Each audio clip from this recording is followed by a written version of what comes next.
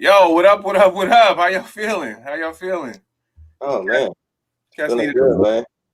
I couldn't find y'all last week. Rodney said he was available, but I couldn't find him when the time counted. And we know if we don't state explicitly to Trey that we're still good, Trey will take every opportunity to just disappear, and that's Stop, exactly what he did last week. So, stop it. so we're back. Trey and I are on our Apple products. I'm on a repurposed Mac Pro 3.1 running Big Sur 11.1. So if anybody needs to know how to get that done with their Mac Pro, I'm an expert. My boy Jason is an expert. Trey is either on a MacBook Pro or an iMac. I'm not sure which, but one or the other. Rodney's on a Microsoft Surface. But at least he's on. Wait, he got lighting? Trey. That's what I said. I said he got light. Oh, lighting. Yeah. Oh, my Like shit, happened? Look at he's happy. he's lagging too. Look. We can actually see his purple wall.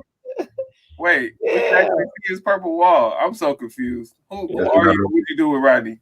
It's not a school day. I'm not sharing. That's what I said. I said Santa was good to him. I got him all kind of light. Man. All right, shout out to our viewers on Facebook, LinkedIn, and YouTube. Thanks for coming back. We appreciate you. We appreciate you. We appreciate you. Anybody that is listening to the playback on either Spotify or Anchor or any of the other DSPs, thank you. Thanks for joining us. I am Anthony Carter. To my left is TreVon Hopson, and below us is Rodney Saucier Sr. I am AC from LA. To my left, Trey Hop. Down below, Saucier _ Senior. What up? What up? What up? This is episode 42 of the Collective Podcast, and we are live. Absolutely. We are live on this NYE. I thought about doing a year in sports recap today, but since we have another day of sports and who knows what can happen, I figure we'll just do it next week. But how you guys feeling today? What do you think about this being the final day of the year? Glad that I saw it all the way through. I'm good enough. Exactly. Glad I stayed, and my family stayed COVID free through the year. It's been a tough one. It's weird because when this whole COVID thing first came out, they were saying that by the time it was over, you would know somebody that had it. I was like, yeah, it's not going to, really happen or whatever. I don't know. Maybe I'll be lucky and won't know anybody. But now a lot of close friends and people I consider family and all of that have had it, have it, or have passed from it. And, I'm just thankful, man. My immediate family and, the friends and family that I have left, my circle's small.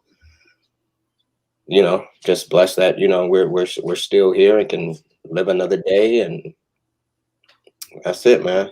That's pretty much where we're at for this year, man. I'm just glad. I'm glad we got through this year, but I'm also glad to see this year go. I'm ready for 2021. A lot has happened this year, going all the way back to Kobe, and it just seemed like it was just event after event after event. And before you could really digest one, something else coming up. So I'm just glad to get through it, man, and being healthy. Man, eloquently put. What you got, Rod? Man, as my mom sometimes says, I'm glad to be seen and not viewed. Oh wow! A lot of people. I mean, my boy John Atkinson, the assistant coach at Poly, he just lost his wife yesterday or the day before. Prayers to him and his family. Someone said she died of COVID. I don't know how true that is, so I'm not gonna spread that. But at any rate, he lost his wife and she was only 50 years old, and he's so close to the end of the year. I actually knew a man who passed away. He gave me a New Year's Eve shout out on New Year's Eve that morning, and he died just before midnight in a freak accident at work. So he never saw 12 o'clock. He died minutes before that. So I count every day as a blessing. And 2020 was rough. Everyone's looking towards 2021.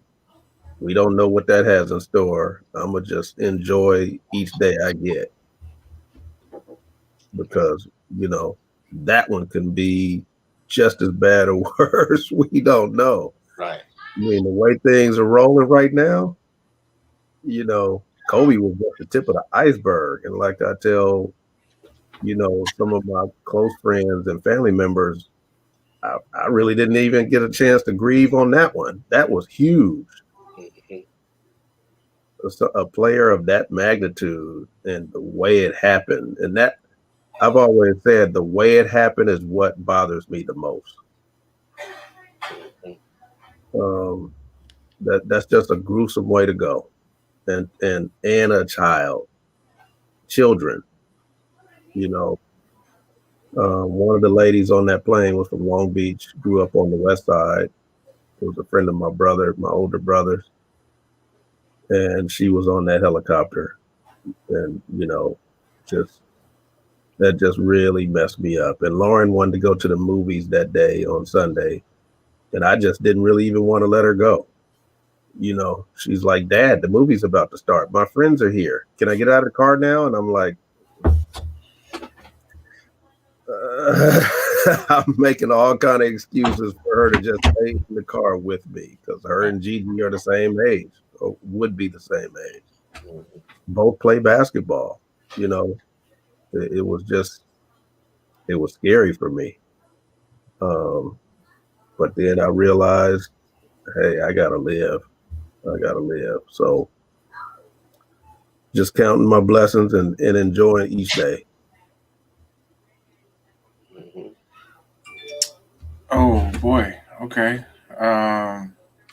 Well, I'm happy to have you guys here once again. We've taken a couple weeks off, but we are 42 episodes in. I haven't done the math, but I think that we might be like 45 or 46 weeks in, something like that. So we're not too far away from the 1 year anniversary. It won't be episode 52, but it'll be pretty close to it. Yeah, we're pretty close to it. So anyway, just definitely glad to have you guys here. Again, thank you for our viewers and listeners. We appreciate you guys. Please go ahead and send in your comments, and we will reply. We will incorporate you into the show. Let's jump right in. Let's get started with the week in the NFL. Let's go with the NFL power rankings for last week. Well, in case you don't know, what we do is we rank our three teams. We rank our three teams' performance over the past week.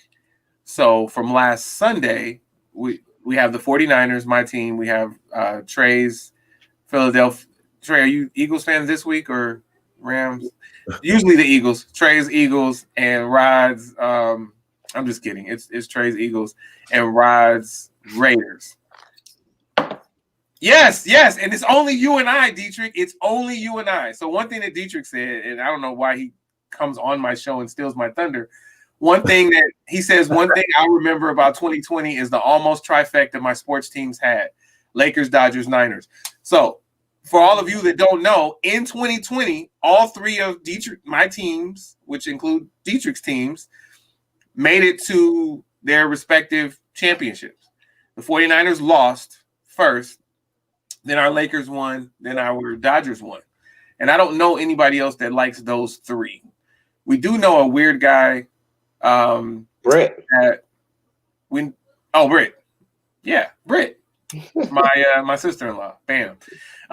We do know a weird guy named Mike Davis, who is Rodney's basketball and football mentor, Gator Mike, who is a San Francisco fan, but like he's all San Francisco. Like he's a Giants fan, a 49er fan. So we don't count him because he's not a 49er fan in LA.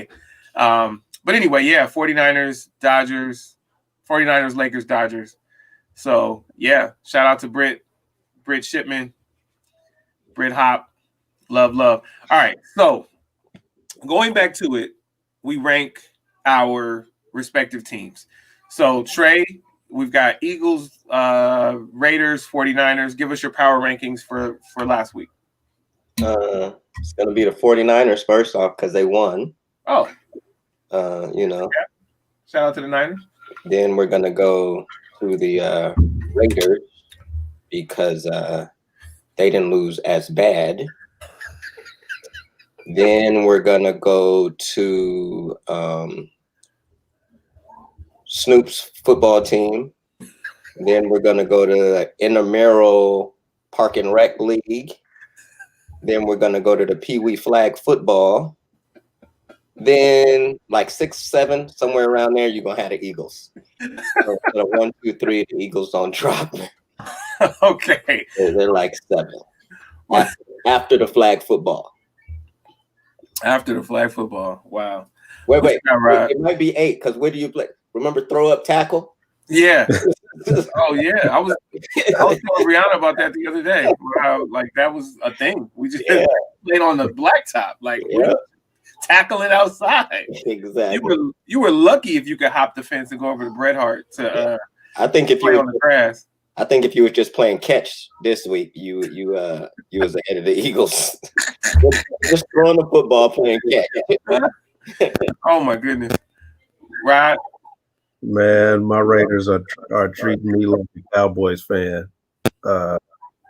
Started off beating all the top teams in NFL, and then lose like 6 straight. I don't understand it. Giving games away. So yeah, we were all unanimous in that. We had the 49ers first, the Raiders second, and the Eagles third. I still don't know how you get to the highest level of football. You've been playing your whole life as a defensive back, and you forget to cover your receiver. Yeah, down the with less than 20 seconds left. They have one Where's play. the TV coach, and why does he still have a job? During the timeout, during the TV timeout, shouldn't he have said, look, down in distance. They have to go 65 yards. Stay back. Don't let anyone get behind you. Was that not said in the huddle? I'm hoping he said it and the guy just didn't follow instructions. Yeah, like that right there. And Gruden's face. Just that was classic when they put the camera on him. I couldn't believe it. I was like, I gotta check on Rod, make sure he's okay. I didn't like the fact that they didn't take the touchdown. I understood he didn't want to leave them with time to score. I got that part. But sometimes you can overthink things. You know, you play these guys to play defense. You got to let them play defense. Mm-hmm. So run the clock down as far as you can, but take the touchdown. So now, if nothing else, defensively, you can just guard the end zone. You don't, they would have had more time, probably a minute and 20 seconds or something like that. But at least you know where you can't let them get a pass. Mm-hmm. You can get in that zone and try to keep the clock running and make them throw in the middle, whatever. But at some point they have to run some real plays, and hey, just keep all the defense in the end zone and make them earn it. And if they win like that, then they just win like that. But gosh, man. And we still had, a legitimate shot to get a playoff game. I mean, the week before loss hurt us controlling our own destiny, but we still had a legitimate shot to get a playoff game, and that just. I'm still not throwing away my house shoes. I know a lot of people saw my house shoes on Facebook. I'm still not throwing them away, but that one hurt me. And for all of you guys that don't really know where Rod is coming from, so he's a Raider fan. He says, hey, I'm still not throwing away my house shoes. Da, da, da, da. Be clear, Rodney's been around since the beginning of time, so he comes from the era of no shoes at all. Like, he helped invent shoes, he helped invent basketball, football, all of that. Rod is legendary. He helped develop the quadrangle at Howard University. This is a bad brother you guys are witnessing right here. So his house shoes say Raider on them, but it ain't the football team. Oh, just Raider, huh? Just Raider. So wow. So think about that, Trey. Raider, and Rod is a Raider of the Lost Ark, and he was also one of the original builders of the Ark with Noah. That's just, man. I think you were destined to be a Raider fan, Rodney. Didn't you draw the plans for Earth for God? Didn't he have draw the plans for Earth? That's a good one, man. I guess you've been working on that one for a while. So let me tell you guys something. So Trey figured something out. That's hilarious. Trey figured out that if you add, as long as you've had a birthday this year. No, somebody sent that to me. It was funny though, right? You could clean it up after. So yes, it was funny. So Trey determined that if you add your birthday to the year you were born, you add your age to the year that you were born. As of yesterday, most people in the world, if you add those two together, it would add up to 2020. And Trey was very intrigued.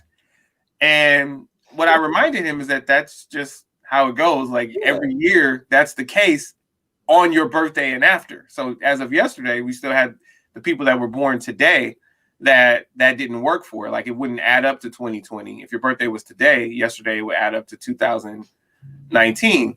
But Rodney wasn't really clear on how it would work since he was born BC. So I had to explain to him that since he was born 500 BC, and since he's 2,520 years old, if you add up negative 500 plus 2520, you get 2020. So Rodney wasn't sure that it still applied, that it also applied to him since he's ancient. That being said, we got our guy here, Anthony Cobbs, aka AC Sports Live, aka T Cobbs, joining us. What up? What up? What up, fellas? Y'all still talking about Rodney? Well, Can you hear me? I'm Yeah. a little little little robotic on this side. Oh. I was on the wrong link, man. I was sitting there in the other broadcast studio, just sitting there looking stupid in the black screen. That you didn't. Okay, yeah. Yeah, it's just the link was in the email for the change. So I imagine if Jimmy's sitting in there, so probably need to send him an email saying, "Hey, it has been updated." I saw the update, but the link within the update was still the old link. So I went in there and I was sitting in there for talking. Where these cats at? So. Oh man. But I have enough wherewithal to know that something is not right. Yeah, something is amiss, or something was amiss. So okay, well, thanks for joining. I'll let Jimmy know.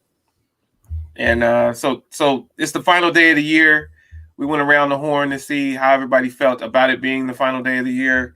We're not recapping anything yet, but just how do you feel today, sir? I feel good, man. I'm actually putting together the elevation service for my church right now, so I'm actually editing like a madman. I've been up all night, gonna be working all day. I got to put together a couple more projects for this evening. So I'm working, having a good time. We're at a timeshare, actually. We're at a Airbnb out here in what's this city called? Coachella or Indio. Yeah. Okay. So we out here, but I don't, just for my family to have some peace of mind. They wanted to change the scenery. So, we're out here just chilling at a pretty cool house, man. It's an Arizona Cardinals fan's house. He has about 6 helmets on the wall and Kurt Warner jerseys and Anquan Bolden. I'm like, my rookie year, I played with the Arizona Cardinals. How ironic. So we're here chilling, man. I should have brought my golf clubs. I'm right on the golf course too, man. I dropped the ball on that one. I could have got me a game in today. But Wow. it's all good. You show us the golf course? If I show you, it's probably going to turn the camera super bright. If I turn the camera that way. Well, we're used to it being super not bright with Rodney. Yeah, Rodney. You can't see. It's super. Oh, yeah, we can. I see the light. I see the light. I see the light. How's the weather? Man, happy this is coming to an end. I'm just thankful I had a job that actually was essential enough to continue to pay me. And I know that that's the case for a lot of folks, but I hope and pray that 2021 will be a lot more palatable, a lot more easy on the life, man. Because we're seeing too many of our folks, man. Shabadoo gone, man. That just broke my heart, man. Shabadoo, man. I'm a Breaking 2 Electric Boogaloo fan, bro. Yeah. So it's just it's been a rough year, man. I know the older we get, we're not gonna catch up to Rodney, but the older we get, the more of our folks we're gonna see leave here, man. And that's just tough, man. I feel like the Green Mile, bro. I feel like Michael Clark Duncan seeing all my peoples. Well, not Michael Clark Duncan, but I feel like Tom Hanks in the Green Mile. So it's tough, man. But I'm happy. We're healthy. We're moving forward, and I'm hopeful and prayerful, man. It's gonna be a great year coming up. Yeah. All right. Well, thank you for adding that, AC. Shout out to Dietrich for joining us, and then Yvette. Yvette, I don't know if Yvette's just commenting or if she is actually on, but happy belated birthday, Yvette. I found out it was your birthday because I was on somebody else's wall or got an alert from somebody else that I didn't even know there was a connection with, and I saw that, boy, is there a happy connection. So shout out to y'all. I appreciate both of you, and happy belated.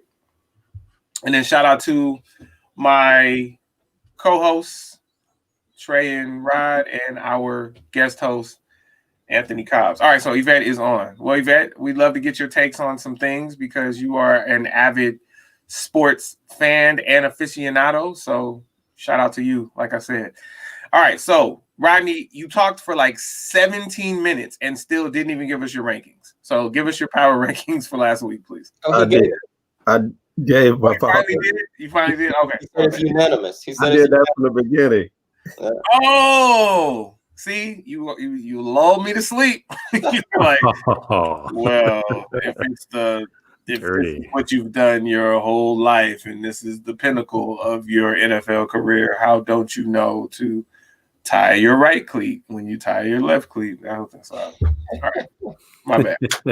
All right, so none of us are going to the playoffs. It's official. What's going to happen in the NFL?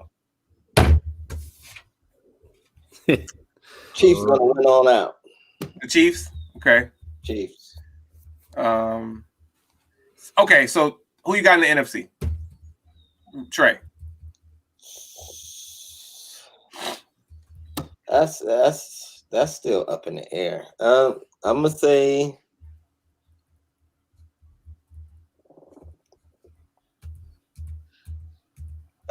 well, it's all up in the air, right? No, because the Chiefs gonna win. Oh, okay. Chiefs are gonna win. All right, we'll come back to you. Rod, who you have in the AFC? AFC? Yeah. I know it's hard for you to pick in the AFC West, but I'm gonna go with the Bills. I'm not sold on the Chiefs. Okay. Well, I can't go with the Bills because they want to name that dude the best quarterback in the NFL. You know, I always got a problem with that. And he is not. Yeah. The best quarterback in the NFL is in Kansas City. So, all right, Rod. So Bills and Saints. Ooh, whoa. Moving on. All right, Cobbs. No, that's fine, Rod. Like, I respect your picks. I respect it, man. I respect your picks. I don't agree with either one of them. I respect your picks. I'm going with Packers, Bills, Super Bowl. Packers win it. Aaron Rodgers is the MVP, Super Bowl and league. Goodness gracious, that is so disgusting. All right, so I obviously respect that. I will say that both of those NFC picks are easy. They're easy, and I'm going to give you guys something that's not easy, like I always do. I always go against the grain. So I've got the Seahawks in the NFC. That's what I was gonna say. I would love for the Seahawks to be better on defense before I pick them to go to the Super Bowl. Offensively, they're going to be right there, but can they stop anybody? So I hope that I wouldn't mind if Russell got there, man, because he lost his.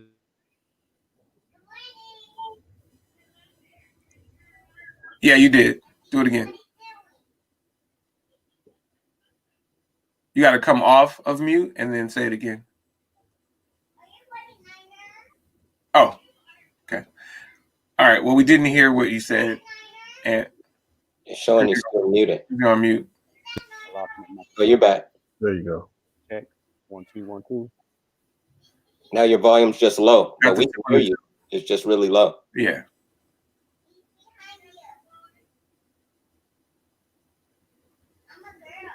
Say something, Cubs. All right. Oh, we can hear you now. All right. Yeah.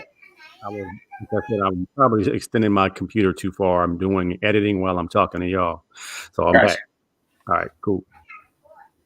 So we didn't hear your pick.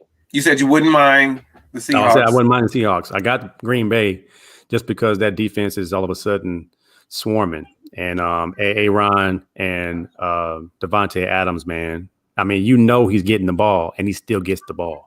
So I think they got a good thing going right now as far as timing and option routes. And the other guys, and I would love to see Mercedes Lewis get one. So Packers. Okay. Shout out to Mercedes Lewis double for you. Got you. So for me, Seahawks, and I'm going to tell you, they're going to want to avenge this loss to the 49ers this week. Not avenge. They're going to want to have a nice comeback from this loss to the 49ers this week. We pretty much own them the last couple of years, so it would be nice to see them break out. I really, really, really like Russell Wilson. I don't like the Seahawks because I'm a 49er fan, but we're out of it, so I'm definitely pulling for the Seahawks to do it. It's crazy to me that the Cardinals no longer control their destiny. Like, they started off a very strong 1-0, and that loss last week, in addition to getting swept by us, not swept. In addition to us pulling the trigger on them, just really didn't help them. And the Rams are obviously in, and us sweeping them didn't help the Cardinals much. So I don't know. Chicago is in the driver's seat for that final spot. I don't think that final spot matters. I do have the Seahawks. No, the Rams are only in if they win this week. Yeah.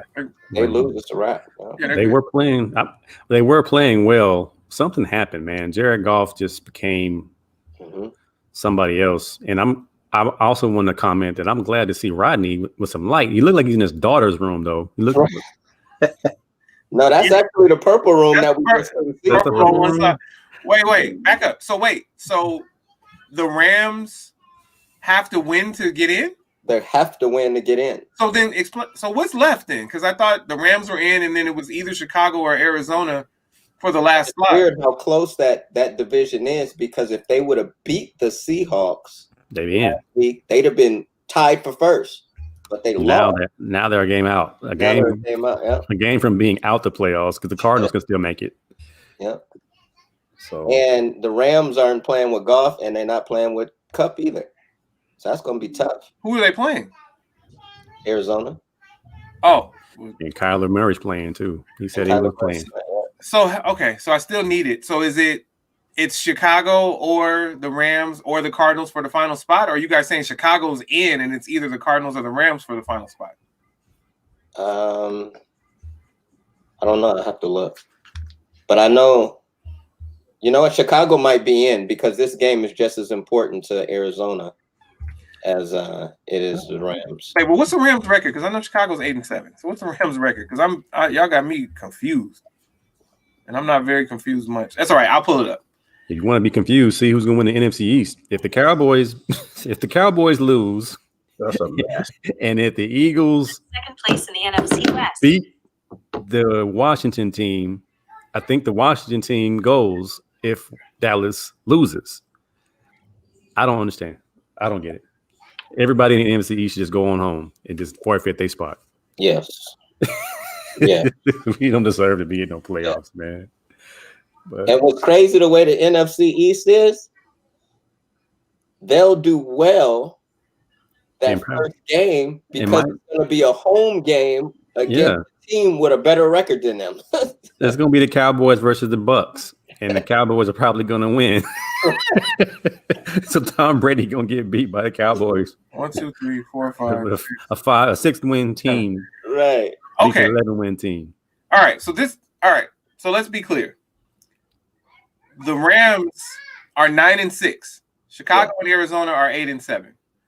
So I guess what you guys are saying is tiebreakers. They don't have the tiebreaker with Arizona, and you may be saying that they also don't have the tiebreaker with Chicago. But right now, the Rams are the 6th seed. So even if they lose, if Chicago loses, then the tiebreaker doesn't even come into play because they would have a game lead over Chicago. But they would be tied with Arizona. So, okay. So that's interesting. So you have 3 teams fighting for 2 spots. Rams, Bears, Arizona. I guess you're telling me that Chicago controls its own destiny because I know they control it. It controls it over Arizona. But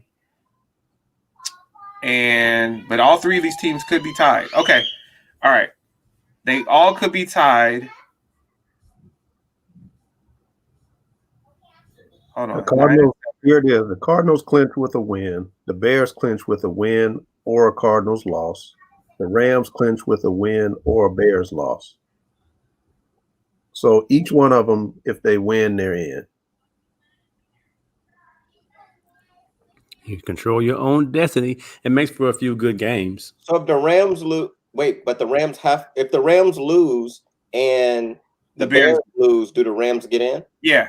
Yeah. So what it is the Arizona needs 2 things to happen. They need 3 things. They need to win. They need the Rams to lose, and they need the Bears to lose. Well, they can't get in. They play the Rams. I'm sorry, they don't need the Bears to lose. They need to win, and they need the Rams to lose. And since they're playing them, that's helpful, right? That's very. But a tie does not get them in, so they must win. Okay, they must win. So make that clear. Who do the Bears play this week? Can you see that? I'll pull it up now. This is so funny.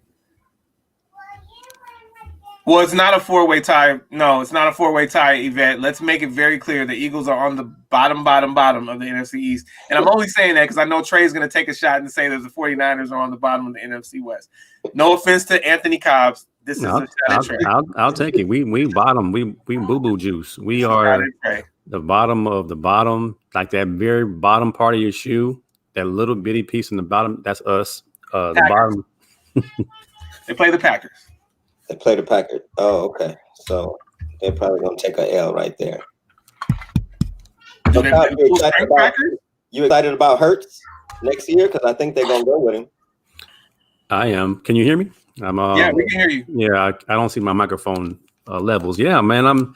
I think I said it on my podcast that I might have forgot about the career of Jalen Hurts. Not to pump him up as this next savior of our squad, but if he does not go to Alabama and he goes to Oklahoma out of high school, why is he not Justin Fields? You know what I'm saying? Like, we don't know how good Jalen Hurts would have been in the right program, in the right system.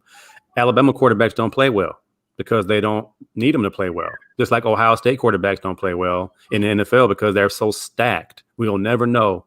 So I'm going to give Jalen Hurts the benefit of the doubt. This guy's played nothing but lights out with practice squad players around him. He's had a couple guys come back. He threw D Jackson 81-yard touchdown, just like old Michael Vick, days. So glimpses. He's going to get better. He's honorary in that he does not like to lose. His maturity level is high, and he does not complain about not having blocking. He just gets the ball out, and he runs it if he has to. Right. So in a system that's not going to draft really good linemen, you're going to always have a suspect line until you get those guys, those bookend left tackle, right tackle, and 2 guards in the center. You're going to have to be a person that can get out of harm's way. a la McNabb as many years as he did it. So I like Jalen Hurts. I'm ready to find a trade partner. Hopefully Indianapolis will swoop him up, take the contract off our hands, and we can be about our business and find the next guy behind Hurts. So I was pulling for Wentz. I thought he was the guy. I was mad that he didn't get a chance to play that year. He got hurt, but Nick Foles came through. And I believe ever since that Nick Foles statue went up in front of the link, he ain't been able to play. So at this point in time, it's probably the best thing for them to part ways. And I'm excited about Jalen Hurts moving forward, man. You can't game plan for a guy that can pull the ball on the RPO and be as effective as he is. So let's go. I'm gonna give me a number 2 jersey, and I'll be rocking that Jalen Hurts next year. I'm getting that too. Yeah. All right. So for clarity, help us out. You say the link. Is that Lincoln Field or Lincoln? Yeah, Financial Lincoln Financial Field. Yep. Okay. All right. So that's Philly home. All right. Yvette likes Jalen Hurts. He has potential. Wentz never recovers. Straight. All right. So let me be clear. I've got the Seahawks over the Steelers, and it won't be Mahomes' fault. I have the Seahawks over the Steelers, and then my sleeper pick for the AFC is the Dolphins. Trey, give me your sleeper pick. That's a good for pick. The AFC, and not who you expect, but your sleeper pick. Oh, sleeper pick. Dolphins. That's a good pick. Yeah, the Dolphins. That's a good pick, man. Yeah. If they go Fitz, they can go Fitz magic. Yeah. I'm gonna rock with you on that one. All right, Rodney. Man, that's hard. The Dolphins. That's a good one. I'll say Titans. All right, right now that's a first round. That's a first round matchup. That's the Right Dolphins now, Titans. Right now, Dolphins at Titans. Right now. I'm gonna go way left field. I'm gonna go back to the MVP of a year ago or 2 years ago. Was it this year? Yeah, Lamar Jackson, and the Baltimore Ravens gonna sneak up in there and avenge the embarrassment of last year. Awesome. That they're gonna make some noise. I don't say they're gonna win it all, but they're gonna make some noise. They're gonna upset somebody. 6. So right now, it's Cleveland at Buffalo, Baltimore at Pittsburgh. Yeah. Oh yeah. As they've looked for the last few weeks, the Steelers are very beatable by the Baltimore Ravens. For first time in a while, yeah. Who you got? Oh, you got the whole AFC, bet? Yeah, the Steelers. Okay. You can't pick the Chargers, Yvette. They are asleep.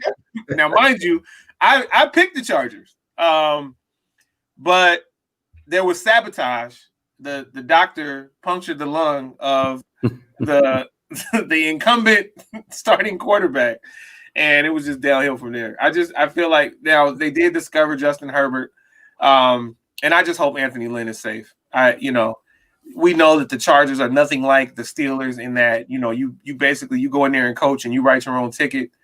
Whether you're Chuck Noll or Bill Cowher or Mike Tomlin, those are the three coaches. Those are the three coaches of my lifetime, Trey's lifetime, and Cobb's lifetime of the Steelers. Now, Rodney, on the other hand, I don't know what the organization was like before Chuck Noll. Can you tell us? Oh, you know. But yeah. You had the sledgehammer breaking ground on Three River Stadium. You definitely know. Rodney. And I didn't Stadium. You and Noah brought the ark over and filled up the Three Rivers. How about that? You guys filled up the Three Rivers. Sleeper pick in the NFC. That's funny. Thank you. Thanks. Delayed reaction. Wait. Why is the sleeper pick gonna be the Rams? The Rams was Super Bowl contenders 2 weeks ago. And not a sleeper pick. That is a sleeper pick. Wow. Shoot, anybody you pick really could be a sleeper pick. I'm thinking Tampa Bay too, just because Brady's on the team. Yeah, a sleeper. Yeah. I'm gonna say sleeper pick in the I would say NFC let's say sleeper is anyone who doesn't start off with a home game.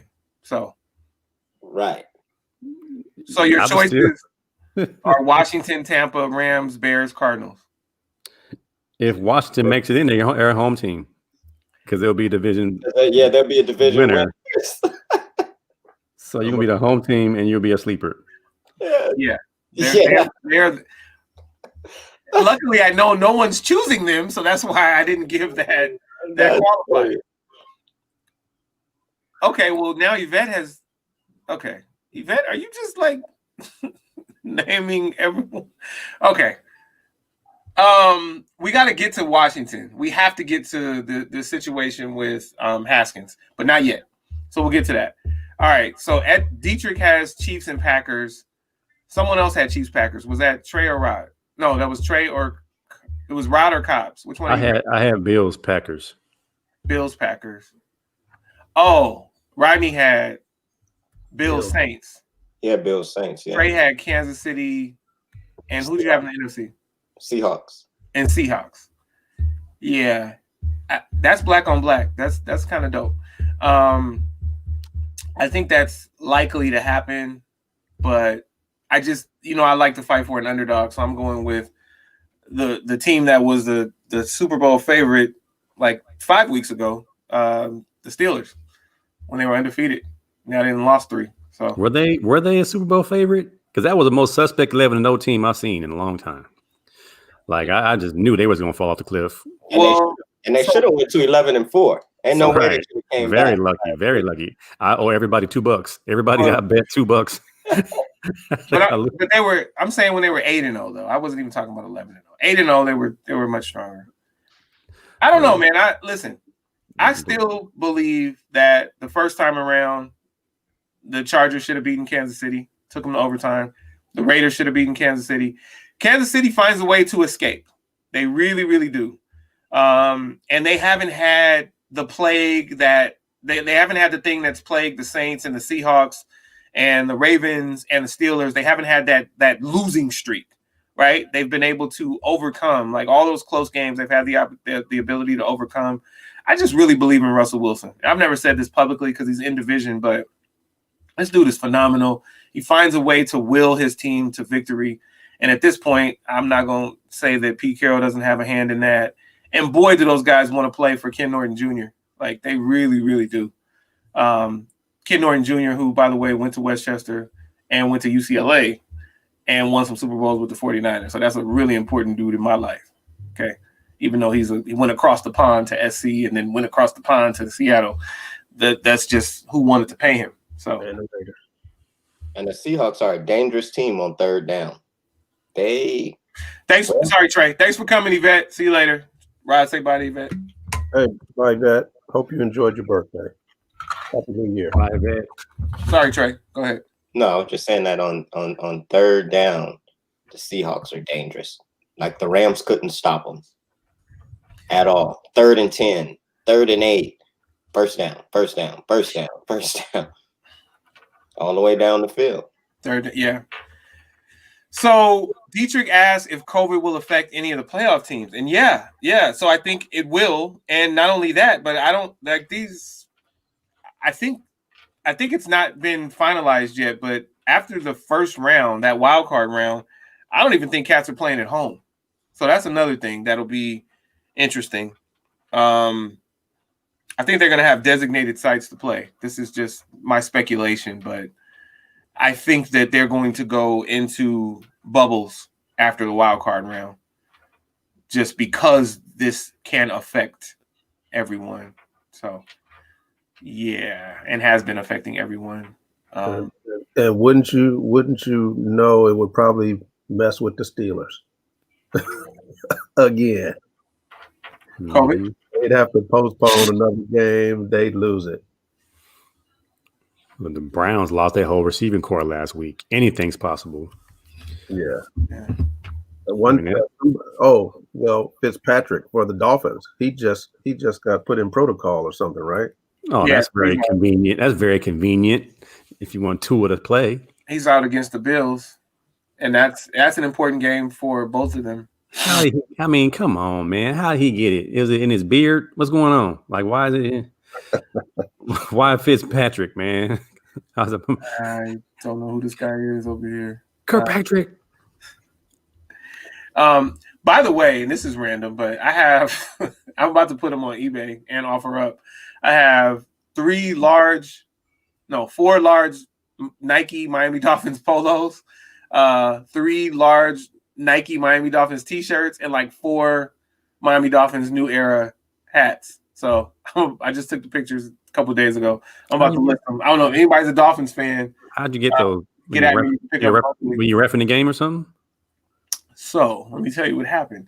When the Dolphins, the hurricane.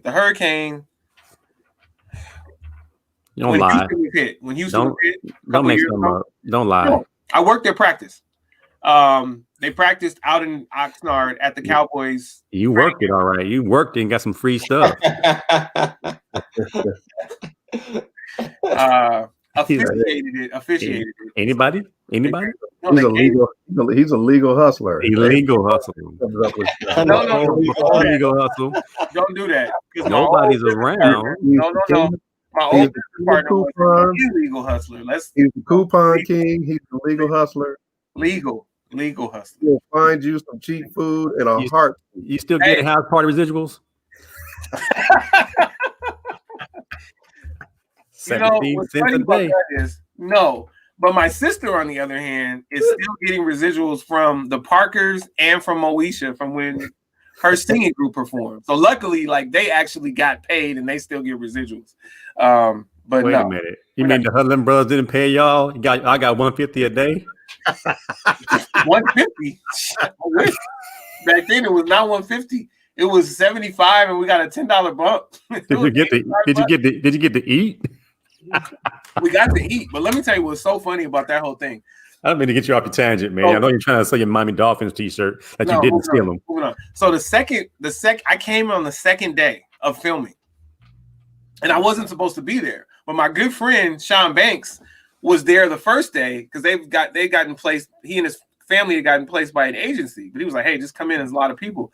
So I came in, and then they're filming the party scene, and the party scene where you see me slow dancing is the film that they were filming at the time. Please post a picture. Please post a picture. We need this. All you see is ducktail.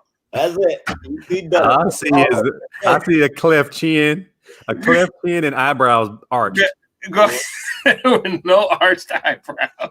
Your eyebrows. Look at your eyebrows now, and look at your eyebrows then. This dude right here with this eyebrows on fleek craziness that he keeps saying.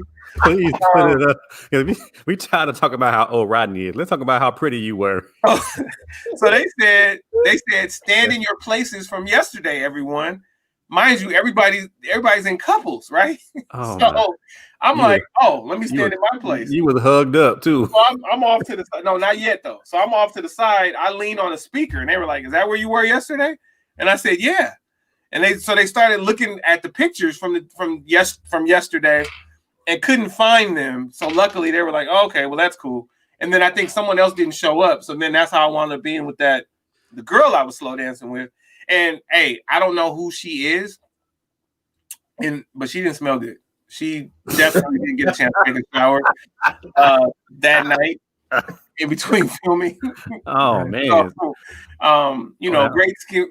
great scene, legendary. People have been telling me, "Hey, house parties on USA," for decades. But so you don't get a check when it comes on. You have to have lines, huh? You have to have lines. Yeah. Now the funny thing is, what's his name? The dude with the Jerry curl was an extra. Ezel? Huh? You talking about Ezel, right? Yeah, he was an extra, but that was his break. They were like, "Nah, he's funny." So he and his girl, he didn't even speak though. He was just a comic. He was just a joke. But they upgraded him. They got to go not in a trailer, but they got to go in a different room with better food. And only black movies, man. Y'all got peanut butter and jelly, and they was getting steak. They did y'all greasy like that, man. So y'all had snacks and crackers. We filmed right there at Culver Studios. Oh wow! It was right there in Culver City. right across from Mike Miller Toyota. Shout out to Thaddeus Massey. Oh man, was that in it too? No, that's where he got his pickup truck though. Oh, okay. That Toyota that. How old were you in that movie? 12, 12, 13, 47. No, you were 14. 14. Well, it was 89. Oh, 14? yeah. You were definitely Oh, there you go, Rob. What was I? 200? 47, 48. 14. You were good out there in 89.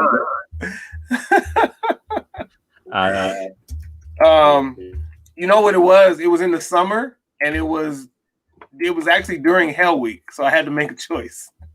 And luckily, Coach Jackson was okay with it, but some teammates weren't okay with it. I was like, I got to get this money though, man. I got to get this money. Bro, your eyebrows. You want to share this copyrighted picture that you've So what? Take a picture off the TV. It was so good. What'd you say, Trey? What's the deal with the Miami stuff? You still on that? Yeah. No. So here's what happened. So they were displaced by the hurricane. Like I think they were playing the Texans. So they came out to California to practice. And the Dolphins sent all of us some gear. And I just still have it. Like, what was I gonna do with it? I don't like I've owned one Dolphins thing in my life, and that was my starter jacket when I was a kid. And so I just held on to it, and it's all nice, neat, and new. So I'm like, yo, let me sell it. That's all. I have a couple of Dolphins friends. Am I making the echo? Yeah. What is that? I got one mic like am I making it? Oh, look, I told you guys I was leaning on the speaker. Look, let me show you. This, I've never even paid attention to this, but this is on a continuity flaw. Well, no, it's me leaning on the speaker. Like that's the key. In the movie. So to listeners, I'm showing the scene. So do you see me on the left side leaning? Yeah. Like I told you, my right. That's the lean that wasn't real the day before. But yeah, so I came in and got my lean on. So just sharing. I'll find something better so that you can make fun of me, Cobbs. Where you actually dancing? Where I'm well. You still got that. You still got that echo. Yeah, I don't know what that is, man. Do auto-tune that. Let me unplug. Change my. Hey, but like speaking of memories, so you guys know AJ Johnson, the Adrian Johnson. Shireen. Yeah. So Still echo. years later,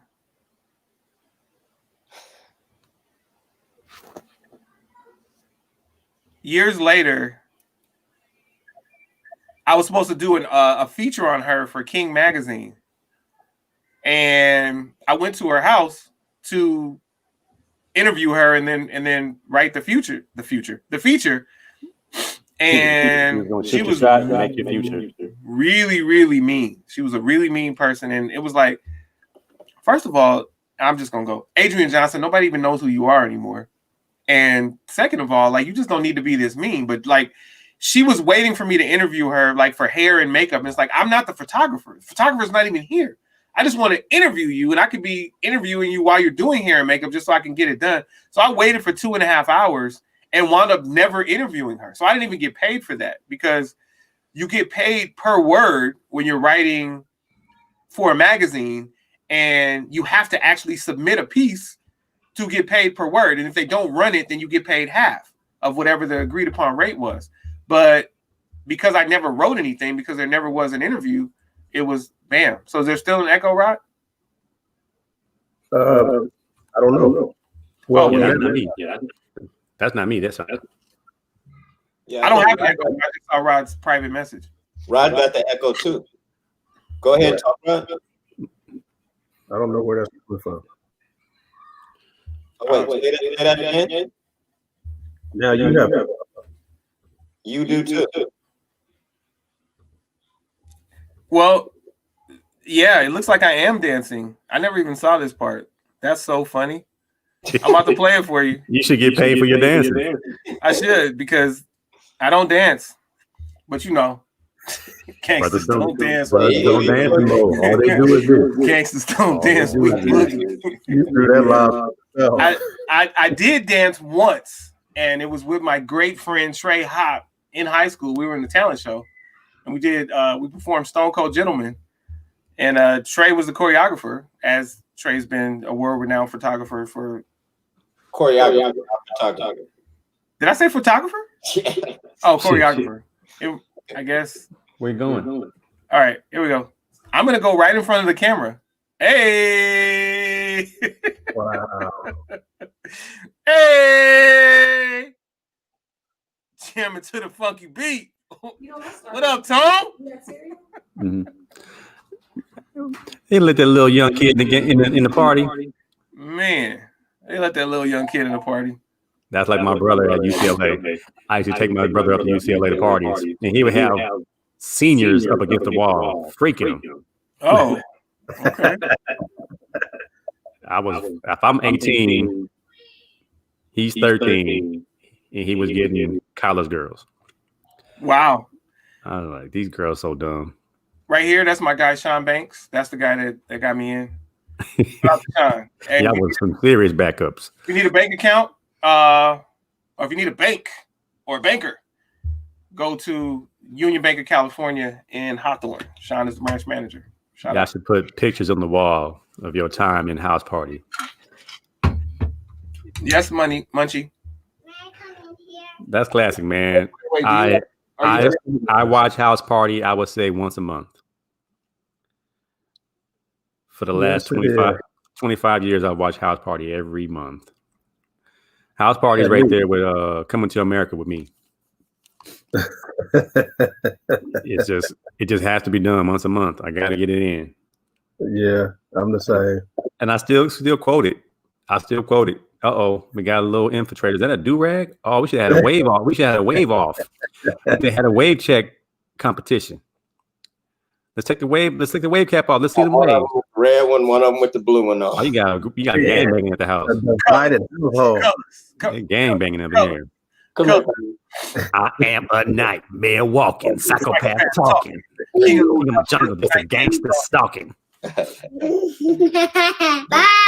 My hair was braided my hair. White t-shirt club. My pants are sagging, braided hair. Suckers there, but I don't care.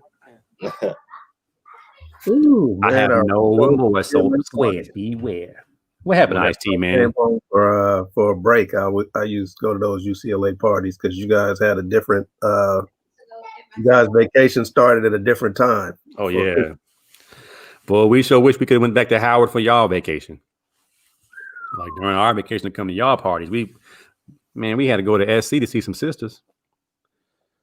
Yeah, it was snowing at UCLA. And Tyus came out there for the championship, but we didn't get to take him out. Oh yeah, he had to stay with the team. I'm like, oh man, Jim Herrick wasn't having that. He was not having it. If you see too many sisters, you ain't coming back. So I'm not gonna let you go out here. Fall in love. All you brothers stay in the house. Yeah, he kept them close. You're gonna be in there like Mike Tyson, moving your hands like this. Oh yeah, it's a bunch of sisters up in here. Yeah, he Chocolate City. It was back then. It's not anymore. Nah, my daughter's like, where my future husband's supposed to be here, but I don't see him. And all her homegirls like these ninjas is tired. I'm like, oh, y'all so spoiled. Yeah, this Howard is so different. It's way different than it used to be. Yeah, it ain't what they used to be. I was talking to AC come back. I was talking the other night. I said, in our time, we had to get numbers, and it was a skill where you had to go and spit your game. Yeah, to a stranger. Yeah, this new style is letting the weak guys in. Man, it's giving them a way in. They give them no game. A false sense of just game. Like that's not game. Game is walking up to somebody that you don't have nothing to go off of, no background history. All you got is a little bit of a glimpse. Right. just to see. And she could have two cute options, but the one with the game is the one who's gonna get in there. Right. And that's kind of like I said, that's a skill set. You guys got followers and likes, and you get to watch somebody from afar and see what they like and see what they into. And then you spit your game after the fact. You've seen her whole life on Instagram. You've seen her whole life on Facebook. And then you're going to spit. We had to go by a 30-second window. That's it. I better go holler. Hey, I'm look, gonna go holler. make this happen. I'm gonna go holler. I'm gonna go holler real quick. I don't know what's gonna happen. Pray for me. Come back with a number or no. You stand in the street, see that bus 2 stops down, you gotta spit it quick. You gotta spit it. Spit it quick. There ain't gonna be no following and hit me up on the wasn't no cell phones and nothing. I mean, cell phones had just became a thing. Them big old box ones that you had a big old thing on you. Yeah, baby, I'll be back in about 3. No, man. I'm gonna call you when my mama get off the phone. We ain't got call wait. That Nino Brown phone. Back then it was like $1.20 a minute. Man, you better be spitting your best game with that $1.25. It was like calling from prison. I ain't got a lot of time, baby. So this is what it is. That's it. I tell my kids, you guys don't know nothing about toll calls. It wasn't even long distance. They were just toll calls. That in between. And getting rejected. I used to try to spit at older girls. Like I would spit at older girls knowing I had no chance just to practice my game. And they would let you know what you were doing wrong and what's happening. So then when I got to young girls, it was over with. Right. The advantage that you had, that I had, that Rodney, I mean, nobody's older than Rod, so he never could do that. That's the problem. I actually saw a picture of Rod when he was young. He posted one the other day. It didn't look real. It looked like Iron Man in when he did this CGI, a young Iron Man. Hey man, this COVID is messing AC up because he used to pulling that van up in front of that other family he got on the other side of town and dropping off those Christmas gifts like he's been doing since '65. That's why I said he got them Velcro eyebrows he took off. He was wearing them. I saw him just threw the gifts on the front lawn and kept pushing. He get in there and get no pain. Yeah. Little mama. Hey, little mama. Hi. Hi, beautiful. When are you going to start your podcast? It's probably be better than ours. Thank you. We talk about good things. We talking about just foolishness. So speaking of phone calls, like I missed what you guys were saying about toll calls and all that. But so some of us used to have the little 6-digit code at UCLA. And so you had a whole bunch of campus phones. And if you had the right 6-digit code, you could put the 6-digit code to dial out and then dial whatever phone number you wanted. That's how everybody got in trouble that one time. Yeah. And it was whether you were on a dorm phone or a phone in Kirkhoff Hall. Like you get that 6-digit code and you had it cracking. But yeah, then they cracked down. So Yeah, I remember when I back in the days, remember they had what was it called, like the Star Tap or something like that, when the little flip small one, and then it came out with a first minute free before it started charging you. Watch out there. Like your first minute of incoming was free, something like that. But I know I used to be on the phone time and be like, "Look, talk fast, call me back." You can spit, you can jib real good for a minute. Yeah. You got to tell her to be quiet real quick. Hey, don't say nothing. Just listen. Wait, why did you used to be able to bill your phone call, your Pacific Bell phone call, to somebody else's phone number? So if you were going to dial a toll call, or no, not even local toll, if you're going to dial a long distance number, you could literally call in and say, "Hey, I want to bill it to da da da da da," and then it was just showing up on their phone bill, and then they could dispute it. But yeah.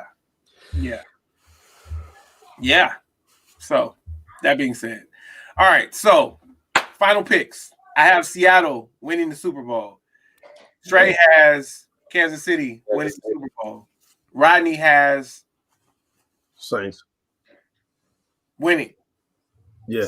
Disgusting. You have the Packers winning? Packers. Disgusting.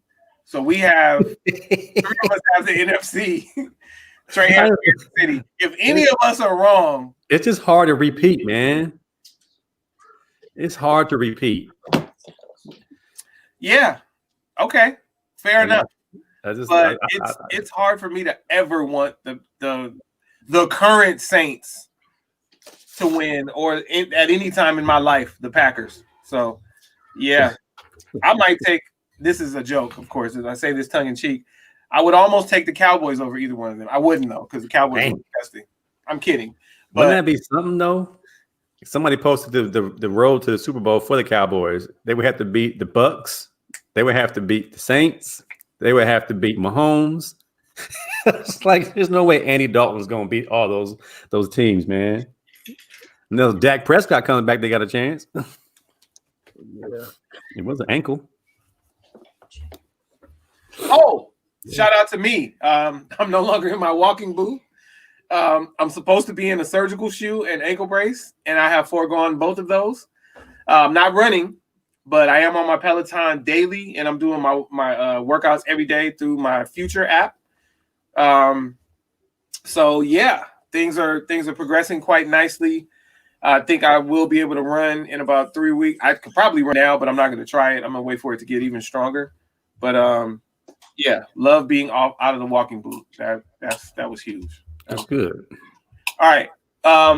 Basketball, NBA. No. Haskins. Dwayne Haskins. Thoughts? You go first, Cobbs, because you were actually in that league as a player. I think we're going to discuss it tomorrow night in depth, but on the surface, he's not good enough to be acting a fool. So, yes, it's unfortunate they don't give black players enough leash or enough time or enough guidance to get mature when they draft them at a young age, but those are all excuses. So I'm one of those teachers and coaches that do hold my black players to a higher standard. So it might come off, white players are the same. They act immature too. I know that. But I know for my kids, my black players that I've coached, I always put them to the side and give them that same talk my mom gave me, that we have to be excellent if we're trying to get someone to see us for who we are and what we can bring to the table and not be a stereotype. So, shame on him for acting, the way he did. But at the same time, I think the Redskins pulled the trigger on him super quick. I don't care if he was a little bit off this last year and a half as far as his improvement. They drafted him early. He was not ready for the NFL. He was potentially ready for the NFL. He's not Jamarcus Russell. He's actually pretty good. He's just immature. Hopefully he gets another chance. But it is a black eye for the black quarterback, and especially Ohio State black quarterbacks. And that this has always been the case, that those quarterbacks aren't ready for the NFL. And the elephant in the room is that would he still be there if he was not black? So it's a tough deal, but let it be a cautionary tale for the next guy coming up. If you're not starting, you're not a Pro Bowler, you might want to chill a little bit on the antics and the things you do off the field that don't bring a good name to this franchise that's paying you $100 million or whatever they're paying you. I'm not sure he's going to reach that now. Whatever he got on his rookie deal, that might be it. He's going to have to hold a clipboard now. He's going to have to prove himself now because he's acting like Jameis Winston, but Jameis Winston had a national championship. Jameis Winston led the league in yards. He's still immature, and now he's learning. He's holding a clipboard, figuring it out. I hope Haskins gets the same opportunity to get his game up more than he got his brand up. So I'm going to keep my eye on the situation. Follow-up question. Thank you for that. Follow-up question to you, Anthony. Everything that I read said, okay, this is Ron Rivera making his mark on the Washington football team. But again, this happened after week 16. There's another week to the season. Was this Ron Rivera, in your opinion, or was this Snyder through Ron Rivera? I can't even speak on it because Ron Rivera, you would think would have more grace. But Snyder is the one that actually wanted Dwayne Haskins. So I can't pinpoint who made the decision, but I know if it's been a year and a half long track record of him falling asleep in meetings, not being prepared, not knowing the game plan, then it could very well be Rivera and the GM. I'm not sure who the GM is, but if he's just not progressing and they wanted to, I mean, the man had a captain patch taken off his jersey. It was like, how'd you get the captain patch in the first place? He must have been doing something right. How do you get a captain patch in your first year? Like, I think they may have gave one to Chase Young, and we know who Chase Young is. Chase Young is a beast, and he's actually everything you want in a rookie defensive player. But something is not being disclosed with the Haskins situation. You don't get captain, and then all of a sudden you're a character issue. So it's probably both, not just Rivera, but it's Snyder, Rivera, the GM, those guys who are making decisions for player personnel. They're just seeing that his ceiling might be high, but it's not worth them waiting 5 years for him to reach it.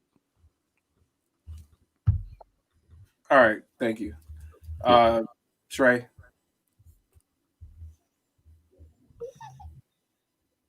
Rodney. Man, all I could think of was something in that week had to really kick off for them to pull the trigger like that, with another game left and possibly playoffs, knowing that you need a backup to Alex Smith. For a potential playoff game. Alex Smith coming off injuries and he's been banged up. So to cut that guy like that at this time of year, I'm just waiting for more details to come out. But it seems like something happened to where they said, we got to do this now. This dude is a problem. And only time will tell what that problem was. But like AC said, man, he wasn't playing well enough to be doing the things he was doing. When you decide you want to leave school early, which is why this is one of the cons I have against it, you are no longer a kid. You playing with grown men, you supposed to act like a grown man. You in big boy ball now. It's not fun and games. It's a business. And I don't think some people understand that. Now, I didn't like the way Booger McFarland threw him out there and kind of threw him under the bus, considering you have a lot of white players who do the same thing. And they get several chances after that. I mean, Johnny Manziel had several chances after he messed up. He just kept messing up, but they wanted him your whole life. So I hope that dude gets it right and takes it if he does get a chance, takes advantage of it. But that's definitely the part of staying in school for a little while that kids are missing. They are not mentally and socially developing. They are developed physically. They have the size and they have the look. They don't have the skill and they don't have the mental ability to handle what comes. And we'll say, what about LeBron? Or what about those are rarities. Those are rarities. And people can't look at one or two people that will be like that for everyone.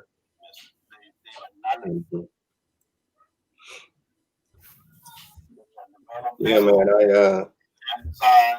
We're just gonna go off what Cobb said, man. It's a shame. It's another Jameis Winston type incident, man. Where they're not ready for the moment, and they make not decisions that aren't smart. So now it's gonna take a lot to overcome that, and hopefully he can come to a situation that people put themselves in their own situations. Hopefully it can turn out better, but you got to start playing better. You got to play your role, and like Rod said, it's a business. So, you got to be smart, and hopefully, he can overcome, Winston did for a while, You know, he finally got his name back because he was the shrimp man for a minute, the seafood man for a minute. So he finally started getting respected and became that team player in the locker room. You know, so hopefully, that can turn around for him. It's just a sad situation, man, because it is another brother. So first of all, I'll reserve my comments. I'm going to welcome Jimmy Mack. Welcome Jimmy Mack to the stage. What's up, my brothers? If you look at that bottom row, that's Grove Bruins right there. Plus me, of course. But Jimmy Mack, welcome. Just to get you caught up. Get Jimmy caught up on the house party story. Can we flash that picture one more time? AC was not only in it, he was dancing with his two-step and his ducktail. And his eyebrows he got his eyebrows done and his hair done. And he had on pink lipstick. Man. Wow. That's not what we were. And he had a cleft chin too. None of that happened, and we're not getting caught up on any of that. But on the final day of the year, and he had $75 a day. Oh boy, he got a cool $75 and a sandwich. Yeah, and we had to bring our own our drink. We would go to the little AM PM right outside the studio. You couldn't get the cold drink out the cooler. Yeah, get our little 32-ounce. They did job dirty. They did job so dirty. The neon cups, we will fill it up. Oh man, yeah, egg salad and Shasta Cola. Oh man, greasy. Shasta. Oh. All right. The Hoodlum brothers. Yeah, AMPM has never had Shasta on the fountain. Final day of the final day of the year. Oh man! Any sports recaps? We just want to know, what is the final day of the year bring to you? How do you feel today? That's all. We sent that around the horn. You asking me, Anthony? Yeah, your turn. I mean, this has been a tough year, this 2020, man, with all the losses that we've had collectively as people. For some people, spending too much time with their families, that has driven them crazy. I enjoy being with my family because we got 4 TVs in this house, so we all can be occupied at the same time away from each other, so we can social distance real well. But the end of this year, man, I'm hoping that it brings about new beginnings. 2020 was a train wreck beyond epic proportions. I was just thinking last night, man, if I had one wish for 2020 besides bringing back my loved ones that perished, I would. And I'm looking at the Lakers shirt that Trey Hop got. I would love to see Kobe come back. I wasn't the biggest Kobe fan in the world, but it just seems like it's been an empty void since that brother has left.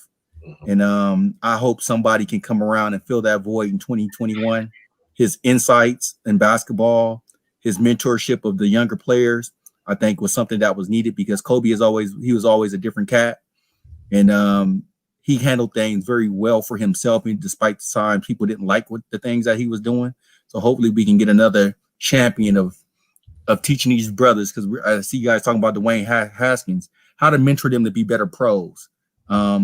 Without a doubt, our black athletes will always be hyper sensationalized when they have transgressions, and there will always be excuses on why we should kick them to the curb.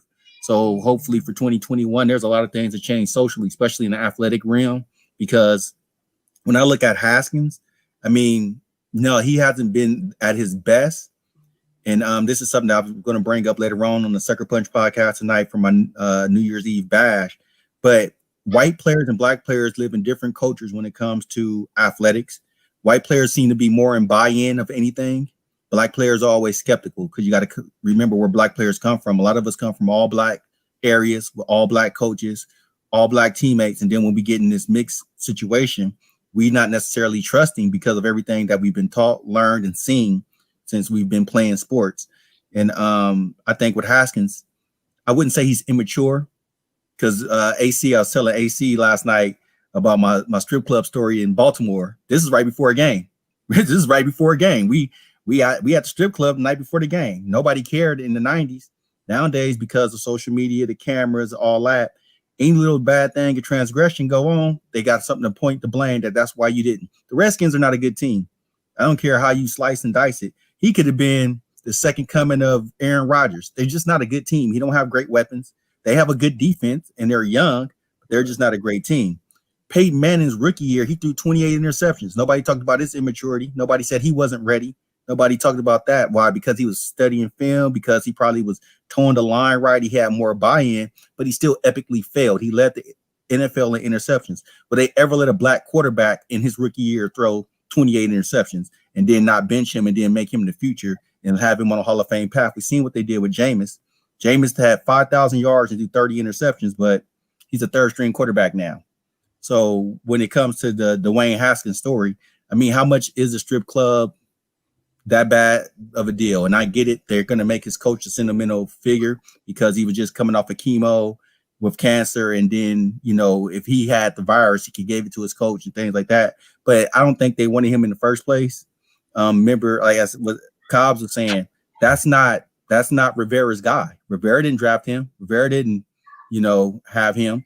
That's somebody else's guy. And we know how coaches are.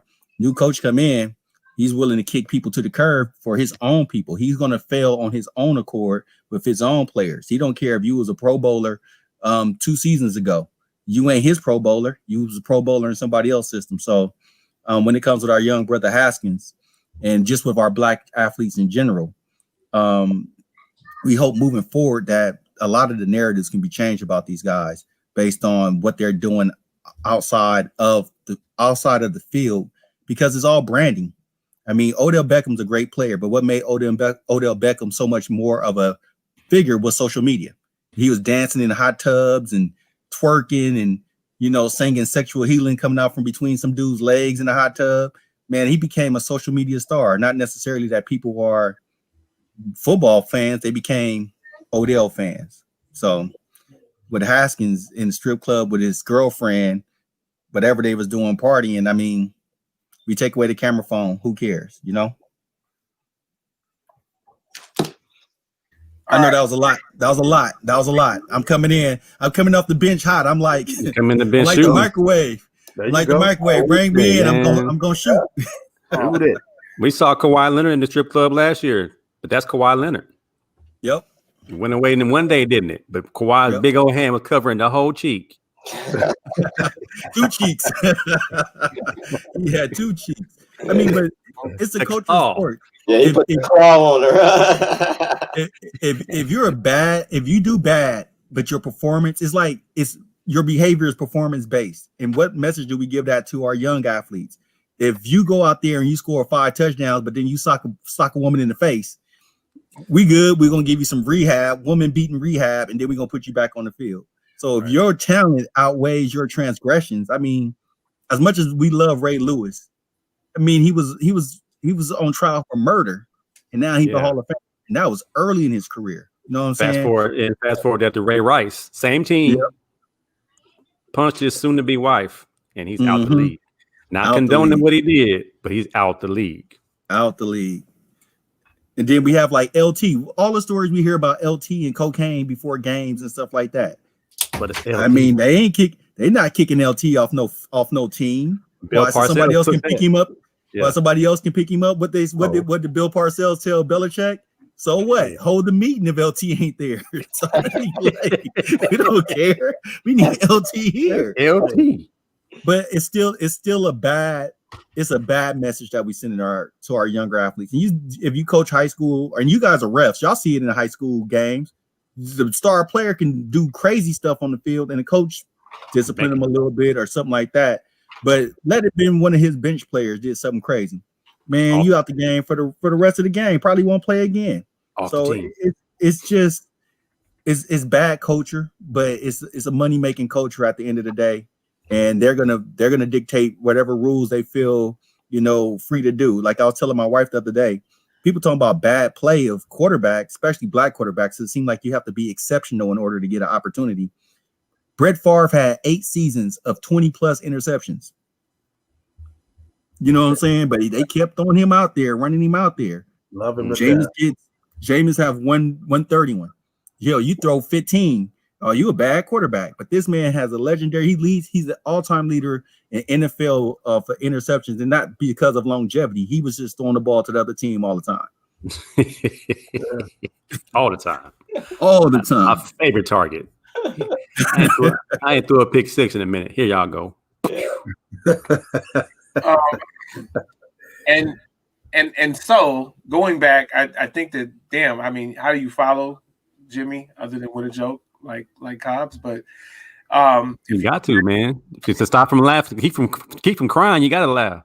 Yeah. If you go back to a couple of the things that he said, well, just everybody, let me just give my take. So it is unfortunate, but it is the world that we live in, that there are different standards for different groups of people. So that's the first thing. The second thing is, it is also unfortunate that that what is allowed is a lot of times predicated on how good you are, how well you are performing. We all know that is the world that we live in, and it is both. So both sides are unfortunate, but we know that this exists, right?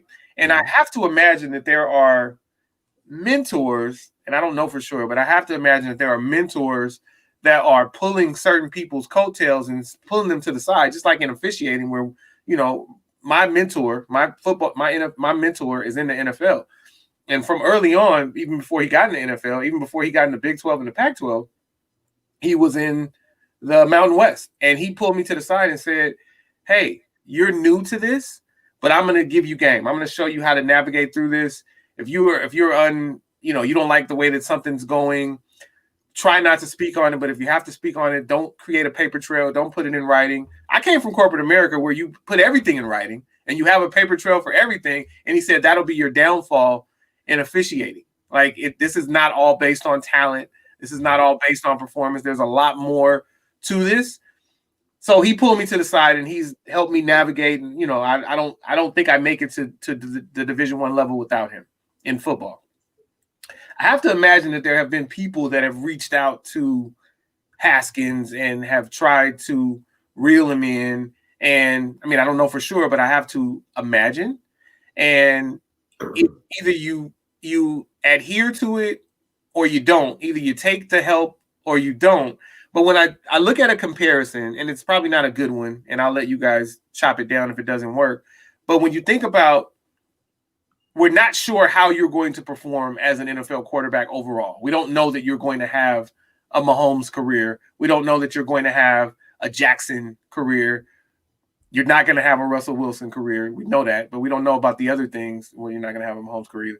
We're not sure. So kind of play the back. Like, do what you need to do. You can be, show your bravado, your machismo. But when I look at, again, maybe a bad example, but when I look at a Jacoby Brissett, I only hear about Jacoby Brissett when he's on the field. I don't hear about other things, about like when Jacoby was just Andrew Luck's backup, or even when he was Tom Brady in that system in New England, he's just in the system. But he's doing well in practice, that whole thing. Okay, he's cerebral, great. Goes to back up Andrew Luck. Andrew Luck suddenly retires. He's the guy that's thrust in there, and it's his team until they get Phillip Rivers, and then it's not his team anymore, but he's ready whenever called upon, and we just never hear anything.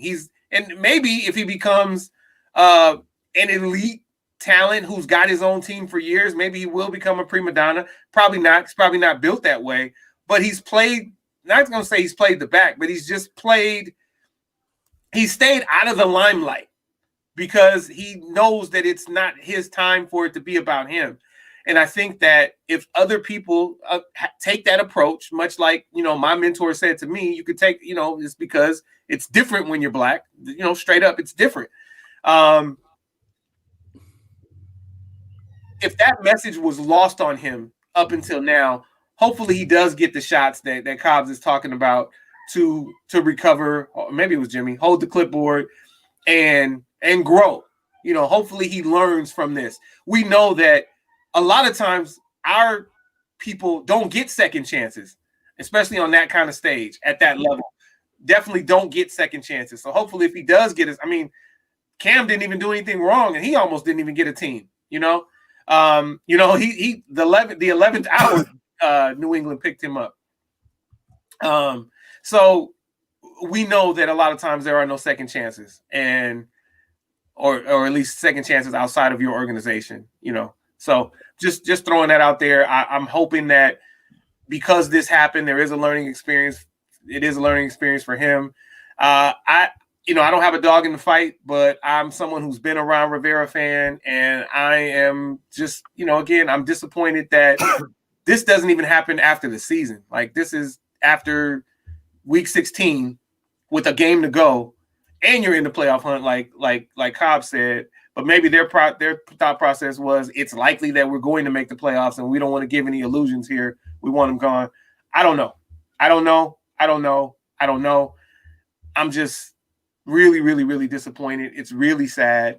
And it's even more sad because our great black athletes don't get that. Our quarterbacks don't get a lot of opportunities to be quarterbacks at the NFL level. And it's almost like you have to be stellar out the gate. Even though most quarterbacks are not stellar out the gate.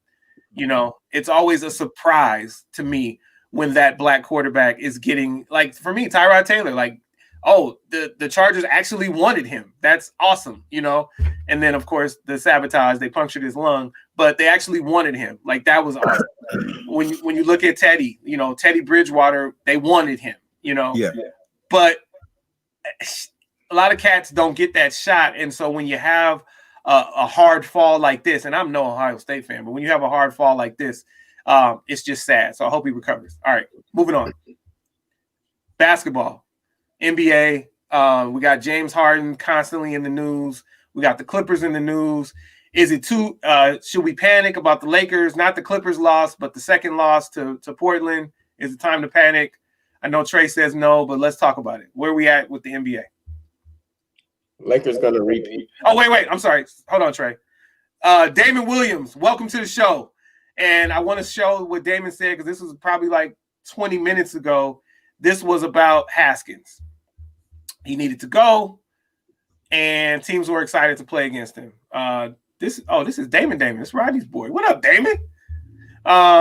It's been a minute. All right, go ahead, Trey. Lakers. Yeah, man, the Lakers, man, their main thing is stay healthy. And I think when the playoffs come around, who knows where we're going to be. So a bubble means it doesn't matter which seeding you are. The Lakers are dangerous if they're 8 seed. You know what I mean? Because they can beat you if they're healthy, and the other teams know that.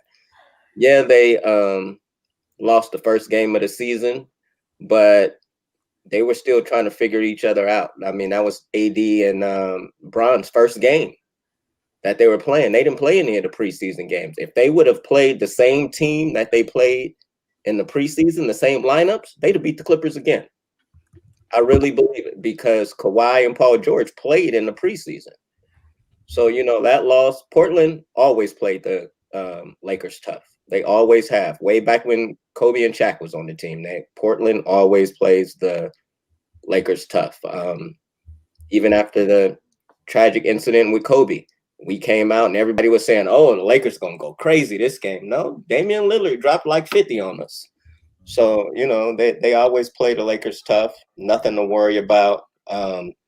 People starting to jump, I noticed, on the Clipper bandwagon because, of course, they have a better record than the Lakers right now by 1 game. But, however, they did lose by 51, and it was down by 50 at halftime. So I just wanted to throw that out there. You mean you gained no ground the second half? You're down by 50. You went in the locker room and talked about nothing? And they lost by 1 in the second half. Right. Exactly. We're not going to make no changes in the second half. We're just going to continue to do what we was doing, right?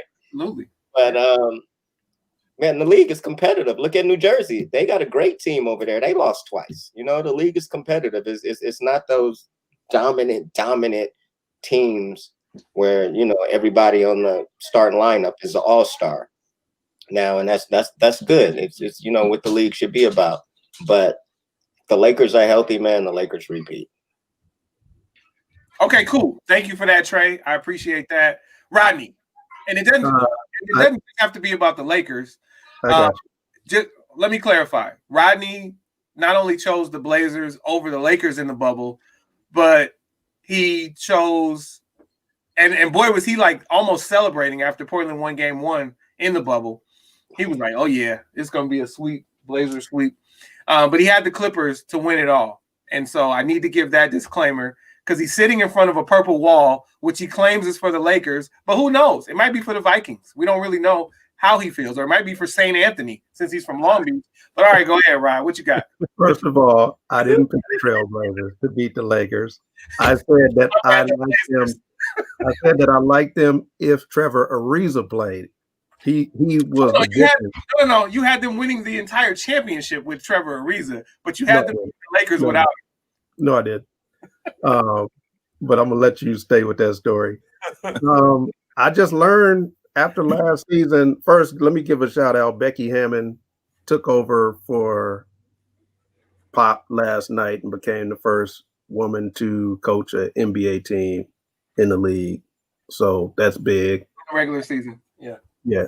But I learned after last season, the Lakers play when they feel like it. I'm not used to it. I'm never going to be used to that. They're still unpredictable because, as Cobbs and I talked about the other night, Anthony Davis is probably one of the softest dudes I've ever seen in my life on the NBA level.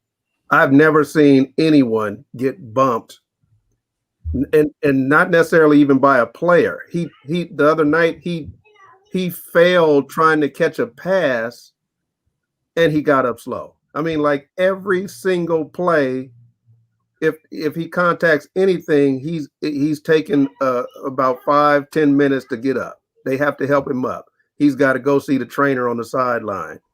I've never seen anything like that. And like I said on Facebook, at some point, LeBron's voice to him is going to get old, and he's just going to say, the hell with LeBron talking about, I don't feel good, I'm going to go sit down. Because LeBron talked him through it. Apparently, after I read some newspaper articles, he gave him this talk like, hey, look, dude, you're going to have to shake off the little nagging injuries and all that kind of stuff, and we need this championship. That's not going to last forever. At some point, he's going to tune LeBron out and go back to AD in New Orleans. And I see now why he never won anything in New Orleans. It wasn't because he didn't have a squad. He's not dependable. But I think since he won, I think he's changed. So now that he's, I don't think so. But there's no way you can watch the last 3 games and feel like he's changed. He's getting worse. He's getting worse. He's getting softer. He like Glass, like that movie Glass. He's getting worse. And I've never seen anything like it ever. So it's hard for me to have confidence in him. I knew. I mean, you just look at it. Certain players, you just know that they coming to bring it. And now that I saw the numbers and I started remembering games from back in the day when you guys played SC. And I had to dig through some videos because I got a closet full, but I'm like, all right, let me see if I could find him on video somewhere. I'm like, Jimmy Mack was killing. He wasn't just killing that game. He was killing during the season. I appreciate it. And some dudes just really, like when they step on the field, they're bringing it. I always respected Stephon Marbury. I didn't think he was the smartest guy in the league as far as some of his plays, but you knew that when Stephon Marbury stepped on the floor, you were going to have a long night. He was coming at you. I even respect that about Westbrook. He comes at you every single night. He doesn't let you take a playoff. But this Laker team, they just, whenever they feel like playing, like last season, they just all of a sudden turned it on and just started mopping up everybody and hitting shots. And I'm going to just have to get used to that's how they play. Wes Matthews. Huh? I said Wes Matthews. He's the new Danny Green. He can't throw a rock in those shoes. Wes Matthews. He went 6 for 6 last night, right? He was 6 for 6. Schroeder Schroeder. Careless with the ball. I mean, they're on the Lakers. I need you to get the names right. Schroeder. Schroeder. He's German. He's German. Schroeder. He's careless with the ball, whoever he is. Terrible. Is he quick? Yes. Can he hit a shot? Yes. Will he turn that thing over in a heartbeat? They unpredictable. But and I'm not trying to compare them, but he will be fine for the Lakers. He's gonna be fine. Well, it's easier when you're playing with superstars. You have a little more leeway to make mistakes. That's why they're superstars. They can make up for some of those mistakes. So yes, I think the Lakers will repeat. I'm still not a believer. I know PG is making some shots and hit some against the Lakers even, but we saw that before. I think that once he gets to the playoffs, he'll probably have a meltdown again and say Tyronn Lue is not running the right offense for him, and he has the skill to come off screens and run off down screens, but that's not really his game. He doesn't really like to do that, so he's going to continue to go 2 for 15. I think we'll see that again. I think this year he's going to hit the other side of the backboard in the playoffs. So I think that I need to be a little clearer because I just wanted like an NBA overview, and Rodney is dissecting the Lakers. So, okay, do you have the Lakers or not, Rodney? I said, yes, I have the Lakers repeating. You forgot, dude. You said it 25 minutes ago, and then you started talking about Schroeder's shoestrings. Hey, man, I'm still trying to get on your shagging house party. I ain't got over that yet. All right, quick couple. Wes Matthews Sr. was on the Lakers in '89, amongst other years. But in '89, when I was a guest ball boy, he was very nice to me. He did not get in the game, but it was a playoff game against Dallas Mavericks. He didn't get in the game, but he was at the end of the bench and really nice. Like I remember him saying, "You chilling, Tone? You chilling?" Like I'll never forget that. Like that was awesome. So to see his son now playing for the Lakers is kind of awesome for me. It's a moment for me. I know that none of you guys were from Long Beach. I don't know if you from Inglewood. I don't know if you got there much in '89. Rodney was, Rodney was there in 1889, but I won a contest at a store called Action Afoot. Yes, I remember Action Afoot. All right, yes, Action Afoot. I won a contest, and I remember Lori was like, "We pulled your name, Tony," because I used to shop there all the time. And I won the guest thing. It was sponsored by Reebok, and I got Byron Scott gave me some shoes, and they gave me, and I met Kareem, and he was nice, much nicer than the media portrayed him to be. Go Bruins. Dope. Anyway, all right, moving on. Cops, NBA thoughts.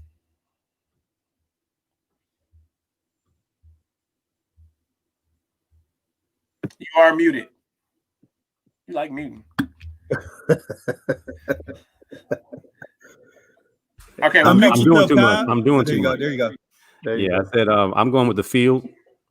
The Lakers took away one of the things that made them really, really strong last year, and that was defense in the paint. So taking away JaVale McGee, Dwight Howard, and subbing them out for Montrezl Harrell and Gasol, I think that's going to hurt when it comes to the nitty gritty of those half-court games in the playoffs. So I'm going to go with the field.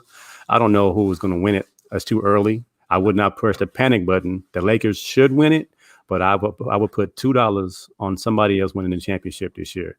I really like the Nets. Like everybody's projecting, if KD plays the way he's playing right now, he's the MVP. Everyone wants to cry about Luka, but KD is the best player on the planet when he's healthy.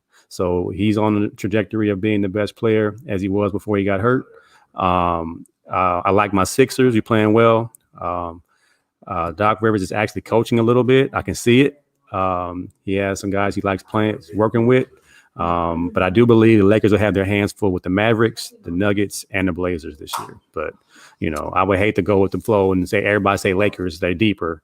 I think they got worse on defense, and it's going to cost them. My sleeper pick is the Clippers.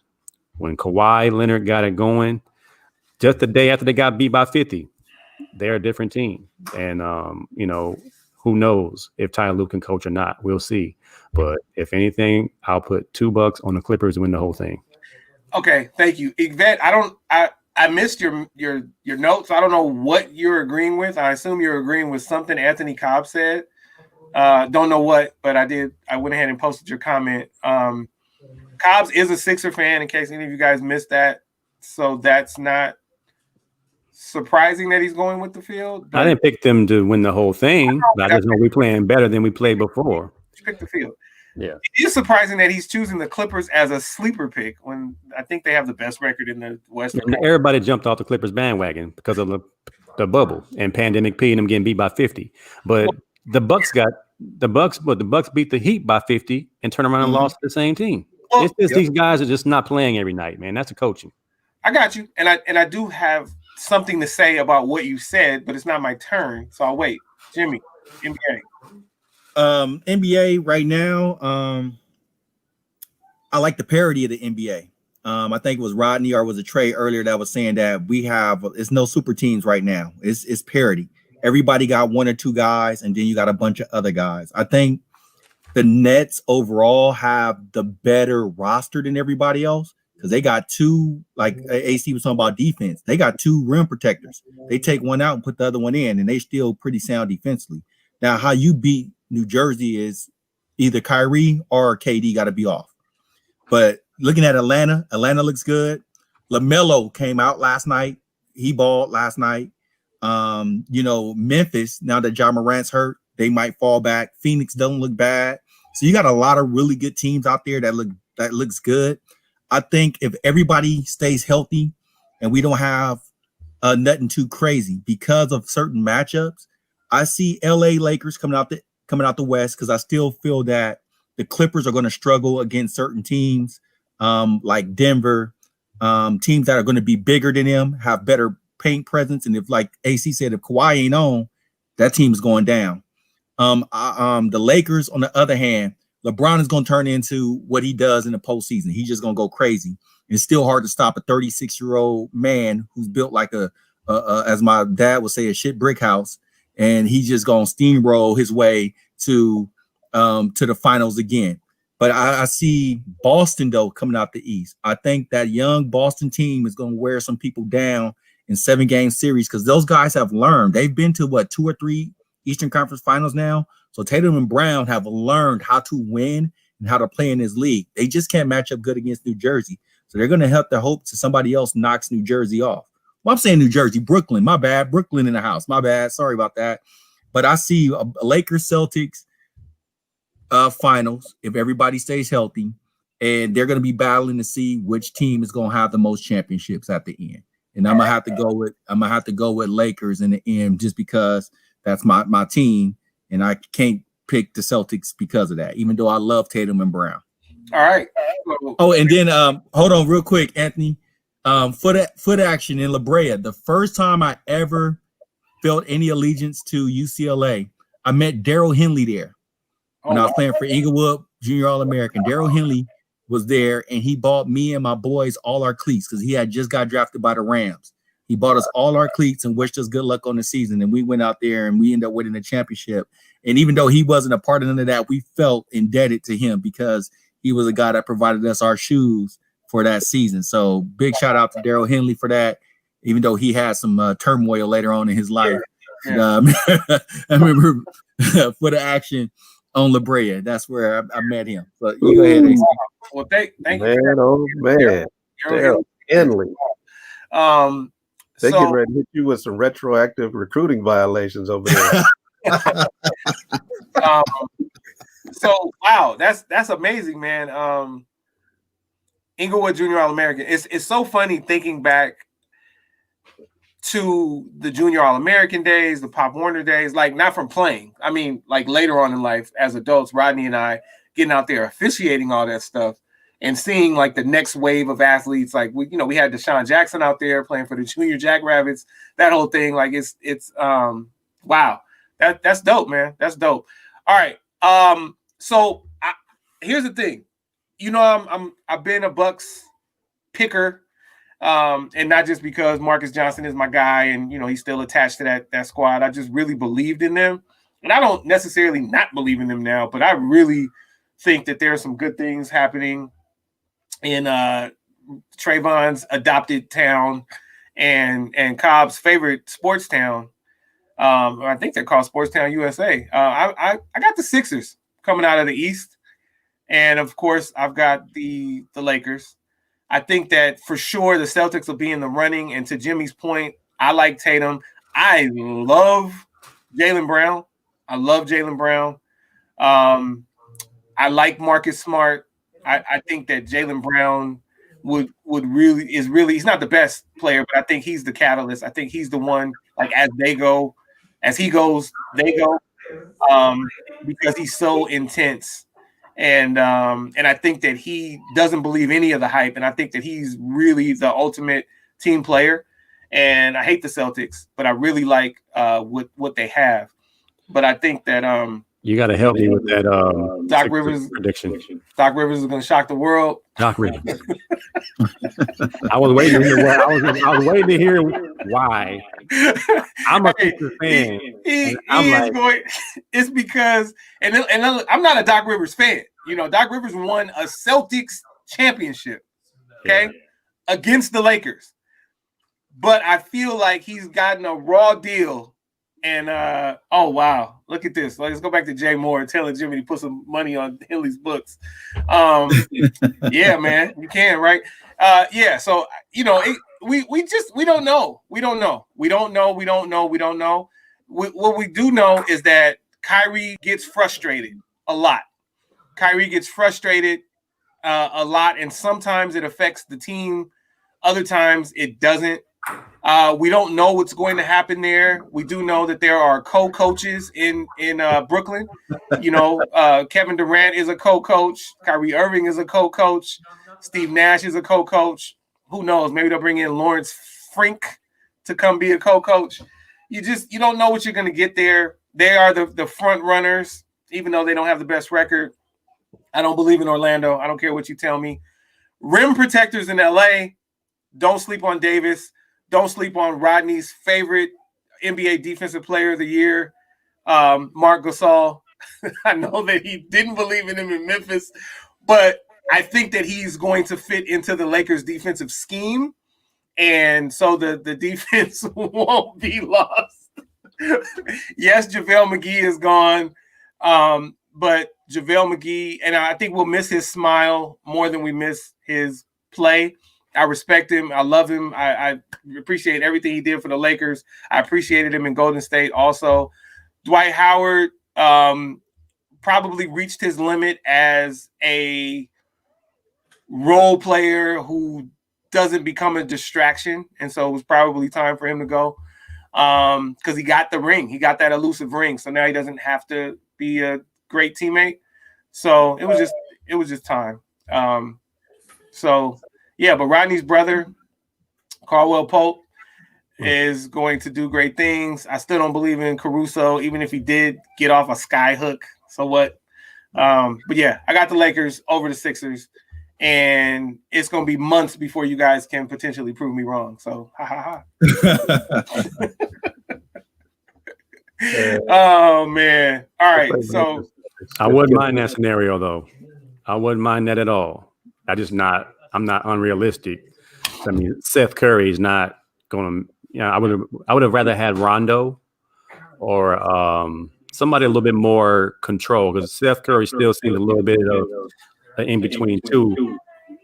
And but he can hit 11 threes in a game, though. Nobody else that you can name can do that. So there's always that potential. And in a 7-game series, I'm happy we got him, but he's actually somebody we're really counting on to be solid in the playoffs and when it really matters to the ball handler, when Ben Simmons is not putting it in. Ben Simmons did hit a jump shot, though. So there's hope. I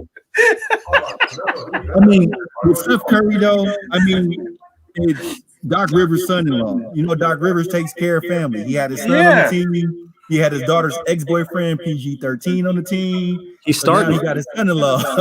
So Doc take care of his people. That's what he's gonna do. He started. You know what I'm saying? He's our starting point guard. Like he a Curry, man. He's NBA royalty. He get buckets. He get buckets. Ben Simmons is not going to give you buckets, so that kind of evens that out. Joel Embiid's playing with his hair on fire, and then Dwight Howard comes in, and it's no drop off defensively. Like he played pretty well the last 3 games, so I'm pretty optimistic. I'm not saying we're going to beat the Celtics or the Nets or the Heat or the Bucks. We ain't there yet. We're going to work towards it. We still need one more guy, but I appreciate the optimism, but I'm not unrealistic. You know, Doc Rivers has been still living up 2008. Hey, this is what I'll remind you guys. Did anybody choose, outside of Pat Riley, did anybody choose the Heat to go to the finals? They're missing pieces. Before the bubble happened, nobody chose the Heat. So I'm saying it could be the 76ers. Why not? It really could. Make the playoffs. I did hear one person say the Heat had everything it could take to be a team that goes in the final out of the East, but they said they doubt it. And that's Matt Barnes, wasn't it? Yeah, it probably was Matt Barnes. And you know, what I see that team, what Miami is missing really is a true star. I know people say Jimmy Butler is a star player in the NBA. I don't see it. He's gritty, he's tough, but people forget before Dragic got hurt, Dragic was carrying them in the playoffs. Dragic was killing. And so when Dragic got hurt, everybody kind of knew then, hey, Miami's done. Nobody said, oh, they can come around and win it. They did get a couple of games out of the Lakers, but like Rodney said, did the Lakers come to play that day? The Lakers they turn it on and off a whole lot. So when I see my cousin James McElroy say, hey, the team goes as LeBron goes. So if LeBron is on, they on. So they feed off of LeBron's energy. But I just don't see Miami doing that again this year. I mean, they got dropped by 50, damn near just like how the Clippers did. But then they came back the next night and beat Milwaukee. But Milwaukee, they try to shoot threes. I don't know why their team has just stuck on shooting threes. Yeah, they broke the record with 29 in a game, but that's not your game. I mean, Middleton is not a true second. Drew Holiday could be a true second, but he's still a point guard as he plays. He still want to distribute more than he wants to shoot. So I don't see where Miami is going to get it done this year. I don't see how the Sixers going to get it done because I know Ben Simmons, he'll turn in a 1-point playoff game again. So I don't see how the Sixers will get it done either. But, I mean, I'm pretty strong with my conviction. If everybody stay healthy, it'll be a Boston Lakers series. The NBA will benefit big off a Boston Lakers series too. So don't count that out as the NBA wanting to see that happen. And we know when the NBA want to see something, it's probably going to happen. Tobias Harris for MVP of the East. Yeah, if Kemba is healthy this time, I don't think Boston is going to stop. Mm-hmm. I kind of heard between the lines what Jimmy just said. If the NBA wants the Celtics and the Lakers, they will. Now, you two being professional refs, do you take offense to that? Do you guys have any influence? Again, I don't have a dog in the fight. No, do you have any influence? Do you know now that we've got most of the cricket reps out of the business from all the previous bad guys? But is that still a thing? Do you guys ever get instruction that we would like to see the Celtics and the Lakers do what you got to do? So here's the thing, like real talk, I don't think that's a thing anymore from the officials, but people have said, well, you can have certain guidelines changed on how you interpret the rules to kind of influence certain things. Hence what we think is 5 steps that James Harden takes is not considered a travel. But here's the thing. I think that there are other ways, like I don't want to discount anything that Jimmy's saying. So here's how what Jimmy's saying can be true. We don't even have the second half schedule yet, right? So you could have a favorable schedule for the Celtics in the second half of the season. And you could also have, COVID restrictions on travel and all kinds of things that the NBA can control that have nothing to do with officiating. So let's go with that. Let me go to this now. Yeah, I don't. But real quick, I don't know if y'all talked about it or not. What do you guys think about the teams, how they're playing like a series now? When they played, like the Lakers played San Antonio last night, and then they just stay there and play them again to cut down on travel and stuff like that. It doesn't really allow you to prepare for a team to scope them out and come back and try to play them later in the season. Well, I think that there have been. So here's the thing. I think there have been plenty of years where they have home and homes where it is, especially like it'll be Warriors, Lakers, and they play Friday, then they play again on Saturday. So I mean, I think you just you prepare, and then you make your adjustments after the game, just like you make your adjustments at halftime. So I think there's enough time, and you get the film in the locker room on your iPad. So yeah, I mean, there's time. Every year the rules get updated, and sometimes they make changes, and sometimes the rules help certain teams the following year, and sometimes it hurts teams. Because I grew up a conspiracy theorist about sports my whole life. And I mean, even as an official, I still have thoughts. I mean, like you can go online and look and say, oh, AC worked for this conference. When they're when the home team is at home, he calls this many offensive fouls versus that many offensive fouls. You know, you can it's mathematics now. It's not like it used to be where you just had one broadcast angle and the camera just covered the whole court and you like, oh, that guy just called this key player for his second foul early in the first quarter. Now he's got to go sit down. Now the game's over. It's not that simple anymore. But I keep in mind that on that level, not on our level, but on that level, it is entertainment, and that players, get certain leeways that other players don't. And then when you got mix in the rule changes and all that other stuff, it plays a part.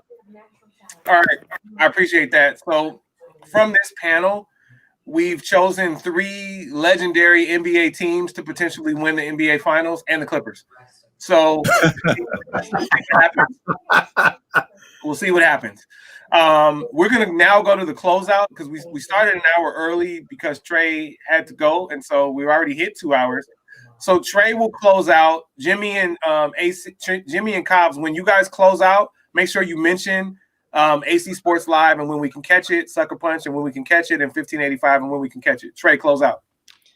Oh man, I just want to say it's been a great year, man. Hanging with y'all, this was like brought some light to all of the situations that everyone's been dealing with, all the unexpected situations we've all had to been faced with this year.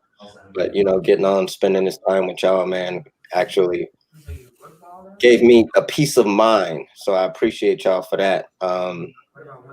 Yeah, man, I just want you guys to have a great New Year's. Be safe tonight. Please stay home if you can. If you do something good with the people that live in your household. This COVID thing is real. And don't be one of the ones that talk about, oh man, I can't believe it's like this and all these COVID cases and all that. But then you went out because then you just, you're a super spreader yourself. So, yeah, man, be safe. Love you guys, man. We'll start it off next year. And after January 20th, man, that would be a great day. That would be a great day. So, yeah, everybody be safe, man. Keep your loved ones safe. And that's it. Happy New Year to everybody. Happy New Year. Rod. Happy New Year. First, I'm going to say, man, it's been a great positive outlet for me on this podcast. Because, I mean, think back about 6 months ago, we were watching ESPN when they had nothing to offer. We were watching all kind of weird sports that I didn't even know were considered sports for about a month before they decided to start trying to let some teams play in bubbles and other things. So it's definitely been an outlet. Prayers for all you guys and your families. Hopefully we will all wake up tomorrow and start off fresh on a new year. And next time I see you guys will be the new year with new things to talk about. Okay. Right. Well, thank you for that, Rod.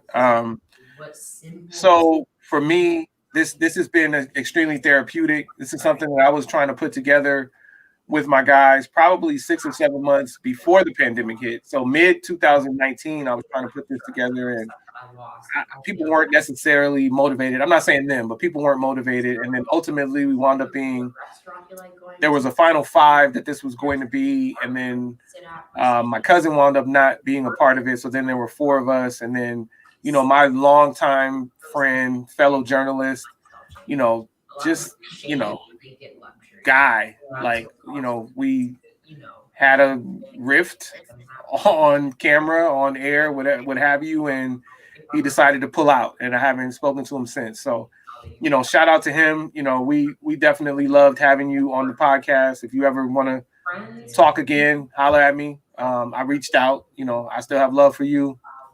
But ultimately, just finishing this thing off with Trey and Rodney has been amazing. Like Trey is definitely my oldest friend that I still talk to, and just been a great friend throughout my life. Rodney just happened to be an old head that, you know, took me under his wing and you know, showed me the ropes, and you know, I appreciate that because he was so seasoned in so many areas and, you know, helped me out. So I appreciate him being here. Anthony Cobbs, you know, went to school with them at UCLA, and you know, we've been cool from a distance, but you know, checking his podcast out and the joint podcast with Jimmy has been super cool. And then having Anthony on here has been great. Having Jimmy on here, usually posting, but actually having him on here for the final one of the year is great. So I appreciate the 4 of you. I appreciate, you know, Dietrich always coming on to drop something. David Smoot, Jay Moore has been invited on, and you know, fellow Bruin hasn't come on yet, but he's watched. So thanks, and posted. Thanks, Yvette. Thanks for coming this year.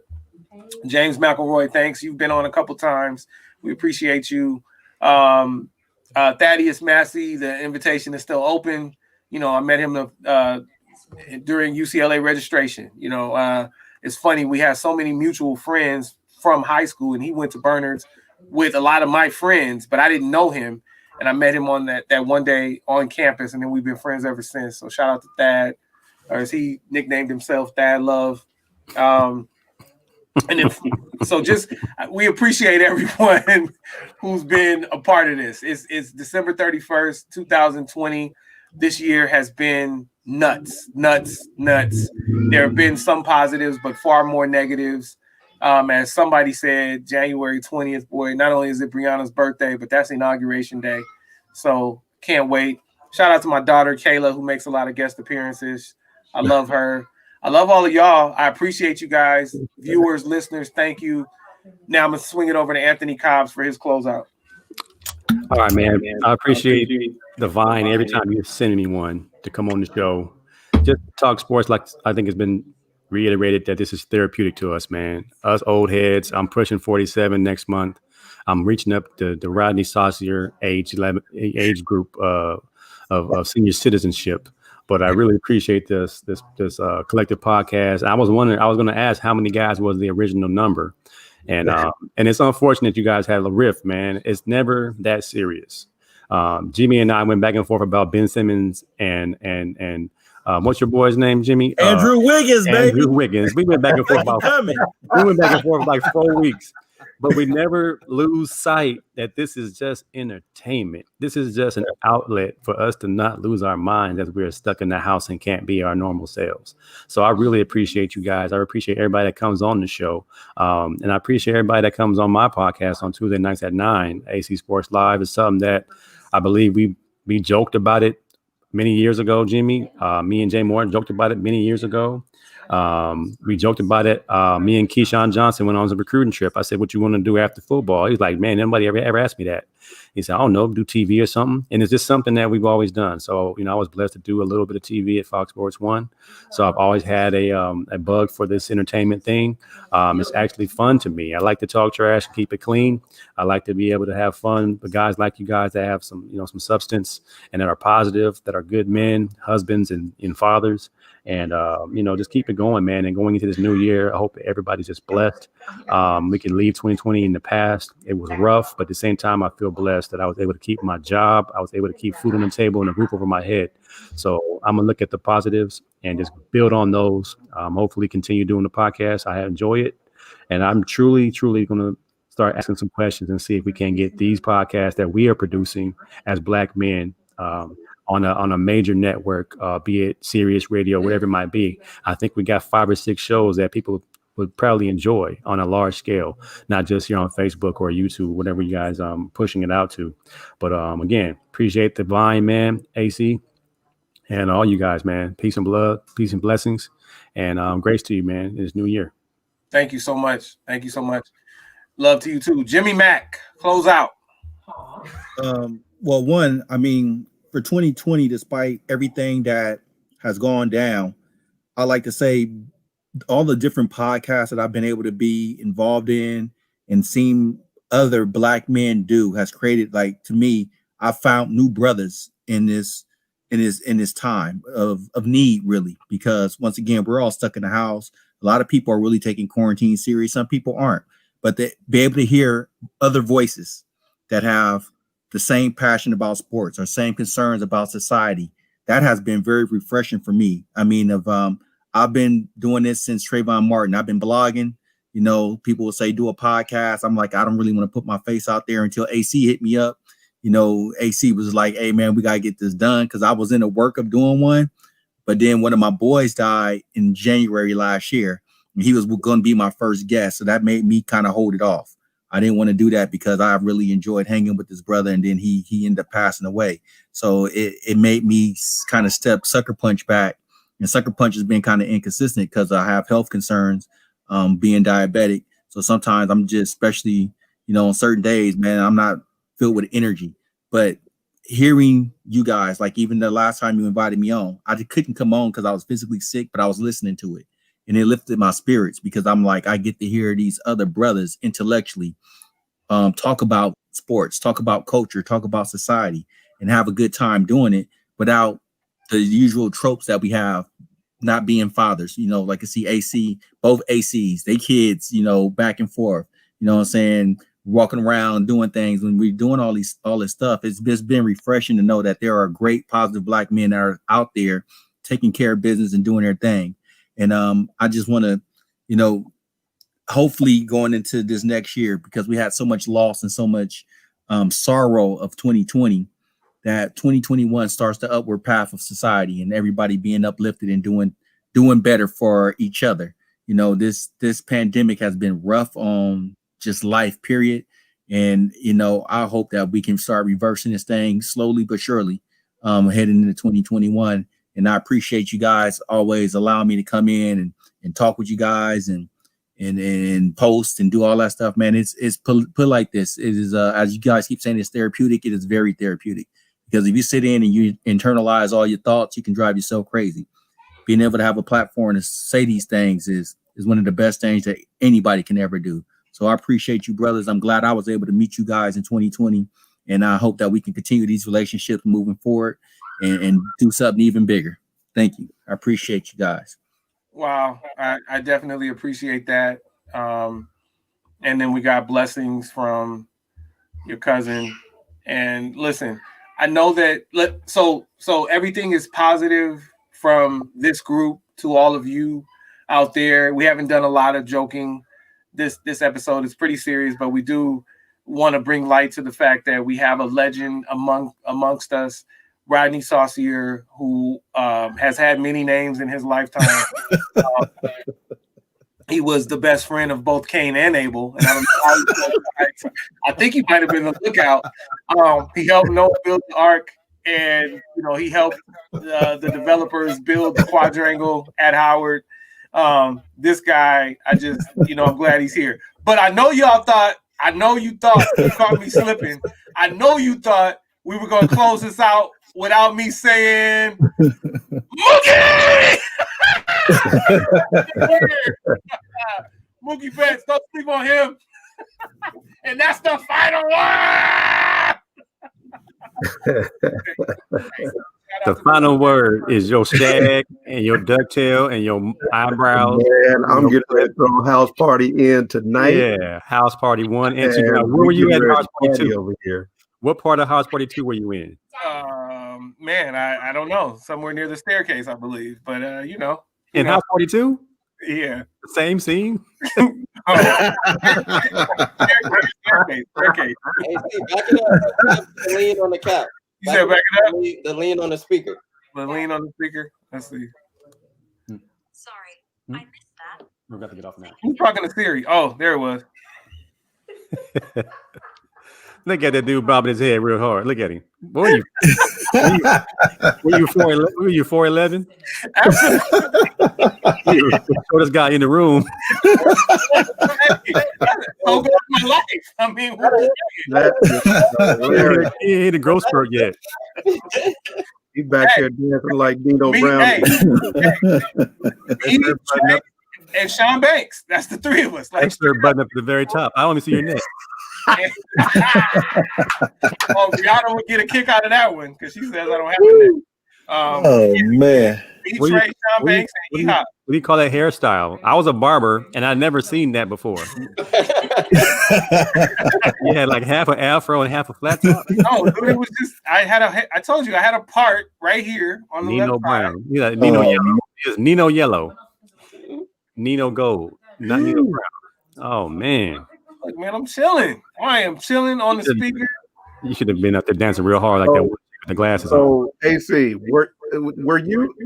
I guess maybe Kelly Anderson left Westchester ahead of you, but he's another guy who pops up in all of these films, and I don't notice until he says, "Hey, look at this scene!" Like he's in Players Club.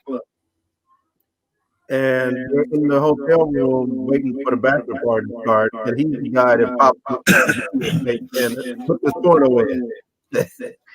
Well, and he did Westchester around the same time you did, and I was wondering if you knew him because he popped up in several movies around the same time. Shout out to C-Town, Westchester. I don't know him. Okay. Kelly Anderson. Yes. No, I knew a guy named Kelly Robinson, and shout out to Rodney Robinson, his dad who passed away. Yeah, I don't know Kelly Anderson, but I'll tell you, like, you missed your calling, you missed your opportunity.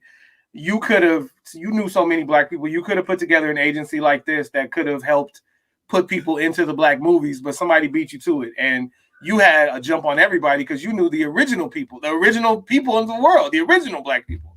So, yeah, I didn't know him, but he was probably at an agency that would place the young black extras in, the different movies like that.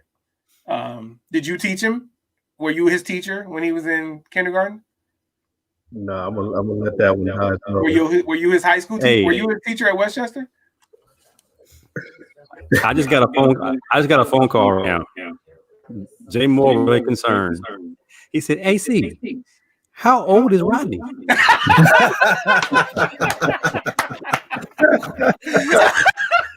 I had to reassure him.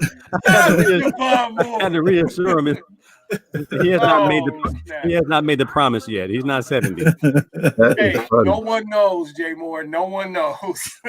It's a secret. I think Nisha may know, but maybe not. She don't know. You know who knows? Pastor Jared Carruthers, but she'll never tell us. His birth certificate had a smudge on it. It's either an 8 or a 0 on birth certificates because I got to go to family court and get it corrected. My birth certificate is inaccurate. I got to go pay money to get it corrected. After all these years, man, before I can get a real ID driver's license, I have to do this. It's not even called a certificate. Your birth stone was on granite and it was chiseled. Stop it. You had the original birth stone. Man, at Bedrock. Hey, listen, thank you to all the listeners from the year. Thank you to all the viewers from the year, everybody that watched live, listen live, everybody that's going to listen on the DSPs later. I think I have 10 episodes to upload to Spotify. I've been lazy the last 10 weeks. I'll do that pretty soon. And then going forward, I'll do it weekly or have my assistant do it weekly, where we'll be back on track getting the Spotify episodes up every week. Shout out to my assistant. He just flexed that assistant thing real smooth. Assistant. Yeah. My assistant. Yeah. Shout- That's what you get for being in house party 1 and 2. Producer. Get an assistant. Hey, as a matter of fact, let me shout him out. Shout Give out to me my a sandwich. assistant. I Give don't me- like onions. I don't like potatoes. I don't like tomatoes. Shout out to my assistant Shablan. He makes things tick. He's over there in Oh, you really do have an assistant.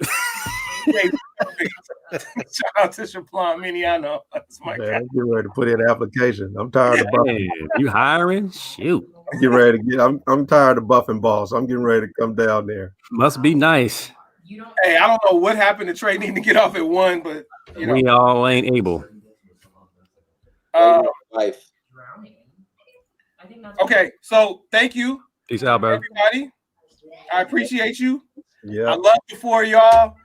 Let me go back. So to Jimmy's point, man, so many people are doing it, and there are some people that are doing it well. But I'm gonna tell you, anytime that this is coming, I really look forward to it. Anytime that I can get on Sucker Punch, I look forward to it. Anytime that I can get on AC Sports Live, I look forward to it. And boy, 1585, where it all comes together, it's exciting. And I want there to be more opportunities for us to collab. And to Anthony Cobb's point, there has to be an avenue for us to do this bigger. I told these guys that I wanted to get through the year before I started, pitching to different groups to pick us up. So let's have some talks offline about that. Me, you and Jimmy about possibilities. And thank you to listeners. Thank you, viewers. Thank you to my co-hosts, Trey and Rod. Thank you to my guest hosts, AC Sports Live and Jimmy Mack Sucker Punch. I appreciate you all. We appreciate you all. We love you. We out. It wasn't me not being able to swim. You were pushing my head down into the